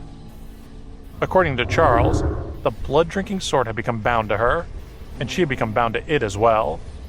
She and the weapon could increase each other's strength, but if the sword was destroyed, she would be heavily injured. After Elena and Miranda worked together to kill another level 7 giant demon, one of the blade demons locked its beady eyes on them. The two women braced for its attack when suddenly a black thunderbolt landed on the blade demon's body, causing it to tremble for an instant. Soon after, a familiar figure flashed past. A beam of black sword energy burst from Charles's left hand as he launched an attack at the demon, cutting through its body, but leaving no marks as he severed its life force at its core. No, I can't lose, the giant demon leader cried, as it watched another of its comrades fall in battle. It had already lost 6 of its strongest fighters in less than a minute, and the rest still had to fight the level 8 Cerberus. The demon leader started to panic, as it had a sinking feeling that the battle was already over. Then, a black figure quietly appeared behind Charles, its shiny claws glimmering in the darkness as they grasped for his neck. Charles knew that this stealthy creature was a shadow demon, and a level 7 one at that. Shadow demons specialize in speed and stealth assassination techniques, and level 7 shadow demons were nearly impossible to guard against due to their superb skills. Even the Cerberuses had trouble stopping the shadow demons' attacks if they weren't careful. But before the demon could grab Charles, he suddenly disappeared, and in the next moment, he reappeared beside the demon, his palm facing it with an extract amulet in hand. The amulet burst with a combination of true fire and black sword energy that bore into the shadow demon's body, causing it to incinerate from the inside out in a puff of smoke. As Charles disposed of the shadow demon, a white arrow made of bone shot toward Elena. She quickly dodged it, but then another arrow followed shortly after, striking her in her right shoulder. Flinching from the blow, she panicked as she saw a third arrow rushing toward her forehead. She knew she couldn't dodge it in time, so she summoned her Terminator sword ability and prepared to fight for her life. But at that moment, the arrow stopped in front of her as Charles snatched it out of the air mid-flight. "Archers are useless against paranormals," he said, casually tossing the arrow back at the bone demon archer like he was throwing a dart at a dartboard. The archer shot the arrow with another and knocked it out of the air, but then a bloom of ice energy appeared under its feet and overtook its body, freezing it in place as Charles used his deep freeze ability on it.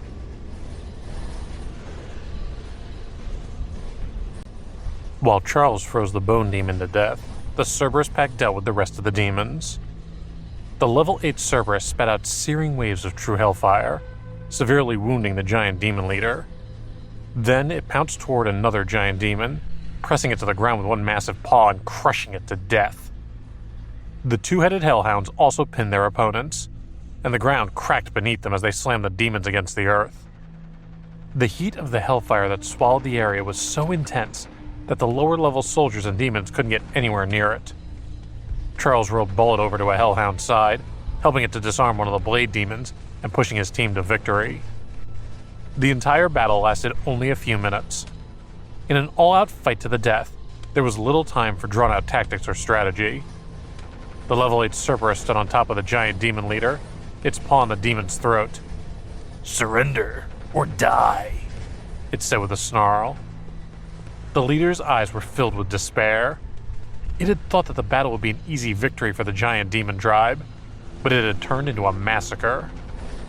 The leader had been gravely injured in battle, and it couldn't fight back against the Cerberus. Seeing the Cerberus stepping on their leader, the other giant demons cried out in anger. A few ran over to try to intervene, but Elena swiftly cut them down. Charles had already healed the arrow wound on her shoulder, and the only sign of it was a small hole in her armor. "Your time's up," Charles said, sauntering over to the leader. "The fate of your entire tribe is in my hands now." The demon widened its eyes, and between ragged breaths it shouted, "My tribe will surrender, but I won't." A wave of soul energy erupted from its body. Realizing what the demon was planning, the Cerberus quickly leaped up, snatched Charles by the back of his armor, and dashed a few hundred feet away. When it stopped running, they turned back and watched as the demon exploded in a loud blast of blinding light. In order to protect its tribe, the leader had ordered the other demons to surrender. However, it hadn't been able to bear the humiliation of defeat, so it had chosen to self-destruct to try to take the Cerberus down with it. Charles sighed as he watched the explosion. "I wish I could have absorbed all that soul energy," he thought. "What a waste." He didn't feel sorry for the demon or its tribe. After all, the demon had disrespected him in the Knights of Hell, and its downfall had been its own doing. Even when it had self-destructed, it had only been because it had thought the Cerberus had defeated it.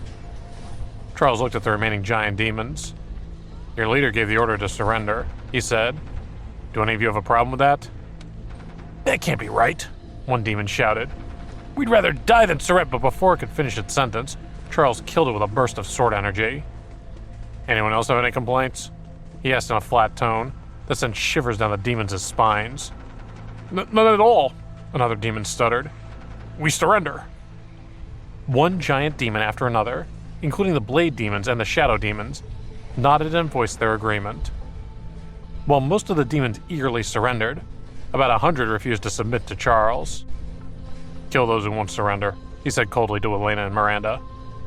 The two women drew their swords and mercilessly slayed the dissenting demons. Charles and his team had killed more than half of all of the giant demon tribe members, and half of the surviving demons had chosen to surrender. Of those who hadn't surrendered, only 15 were level 6, and they weren't nearly powerful enough to pose a threat. In Hell, the strongest beings dominated everything else, and weaker beings had to submit to them or die. The giant demon tribe had been one of the Cerberus Pack's only natural competitors, and with them taken care of, the Hellhounds would eat well in Hell for a long time to come. "Now that that's over with, we can go and finish off those Minotaurs," Charles said to the knights.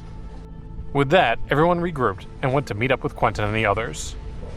Soon after, they found Quentin's group fleeing from the red-eyed Minotaurs. "Take them out," Charles shouted to the knights and the Hellhounds. Without waiting for any further instruction, they all attacked together and started to surround the Minotaurs. Their fierce attack decimated the remaining Minotaur forces. "Surrender now and we'll let you live," Mark shouted. "I'd rather die than surrender," a Minotaur roared back before Mark struck it down with his axe. Realizing that they were outmatched, most of the Minotaurs kneeled in surrender, while the rest writhed on the ground as the life drained from them. After the brutal battles with the giant demon tribe and the Minotaur tribe, the Knights of Hell were unfazed. But the reserve knights felt a bit sick. It seemed to them that as the apocalypse progressed, their moral standards were constantly hitting new lows. Fortunately, the reserve knights had only been fighting against monsters. If they'd been forced to fight against humans, they might have reached a breaking point that they weren't prepared to handle.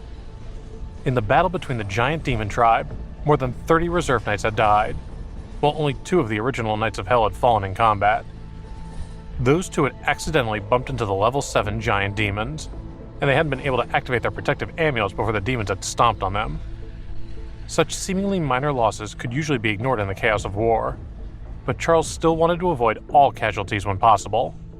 Every one of the knights was precious to him, and losing any one of them would weaken his overall power. After defeating the Minotaur tribe, Charles went to the Blade Demon tribe's territory.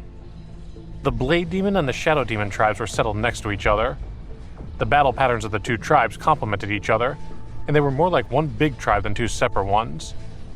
However, despite their numbers, after losing their most powerful members, the tribe couldn't put up much of a fight.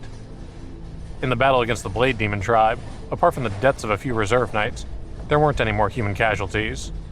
But more than 200 Hellhounds died in the fight. To Charles, the Hellhounds' lives weren't as precious as human lives, so he had ordered them to fight in the front line while the humans attacked from behind them. Even though they had lost so many members, the Cerberus pack was happy with the arrangement.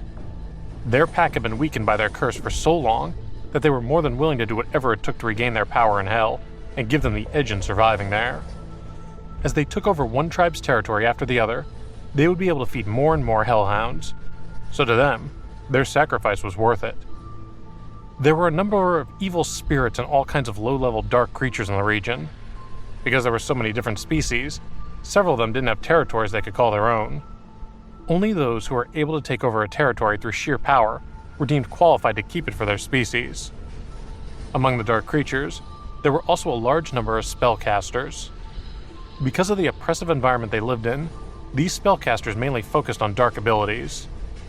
Some powerful spellcasters would be recognized by the will of Hell and become true dark mages. However, the total number of dark mages was relatively small. Regardless, Charles wasn't interested in capturing more dark mages for his own use, because their spells were weak compared to paranormal abilities. At the start of the apocalypse, when paranormals hadn't known how to use their powers, the dark mages had been an asset to him and his team. But since then, many paranormals had started to explore the full potential of their powers, and if they couldn't defeat a low-level creature like a dark mage, it would be an embarrassment. As Charles planned to attack the Bone Demon tribe, the Cerberus stopped him. The Bone Demons aren't a threat, It said. In fact, they're our prey. If you leave them be, we'll hunt them as usual and easily keep their numbers in check.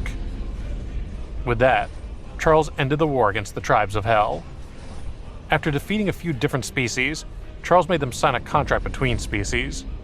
But this time, it wasn't an equal contract like it had been with the Cerberus pack, but a contract with much harsher terms. As part of the contract, Charles agreed to let dozens of the weaker giant demons, minotaurs, and others leave to fend for themselves in the outside world. He knew that if he didn't agree, he wouldn't be able to support even half of the vast number of creatures he had conquered, and the remaining captives might plot against him. Mark was puzzled by his decision. We destroyed their tribes, He said to Charles. They're all going to hate us, and some of them might decide to get revenge. Why are we letting them go? The Cerberus smiled. In Hell, only weakness results in death, not hatred. Cerberuses didn't have the tactical prowess that humans did, but certain ideals have been instilled in them their whole lives. In some respects, they were even more transparent than humans with their beliefs. Seeing Mark's confused look, Charles said, "The Cerberus is right. In Hell, it doesn't matter if anything or anyone hates you. If you have what others need, or if you're a food source, then others will come after you. Besides, the Cerberus pack controlled a huge territory during their time in power, and they're used to dealing with their enemies. This will work out the best for all of us in the long run." Despite Charles's reassurance, Mark still felt uncomfortable with the decision to let so many of the demons go. He went against everything he understood about war. Quentin tried to persuade him. "Don't worry about a little thing like this," he said. "Don't forget why we came to Hell. We still have to deal with our enemies back home. With what's waiting for us back there, why should we waste our energy chasing down and killing a few dozen demons here?" Only then did Mark come back to his senses. I can't argue with that, He thought. We have enough trouble to take care of on our own turf. But as Charles and the others talked, Tina, Tommy, and Hugh weren't there to hear his orders. A good distance away from the rest of the group, dozens of the weaker giant demons lay in pools of blood at the trio's feet. The demons' eyes widened in horror as they looked up at the three figures looming over them. "No matter what Charles thinks, we can't just let them walk away," Tina said to the other two. "There are some things that he doesn't need to do personally. We can do them for him." She pulled out her long blade from the chest of the last giant demon, and she said to Tommy and Hugh, "This is our purpose."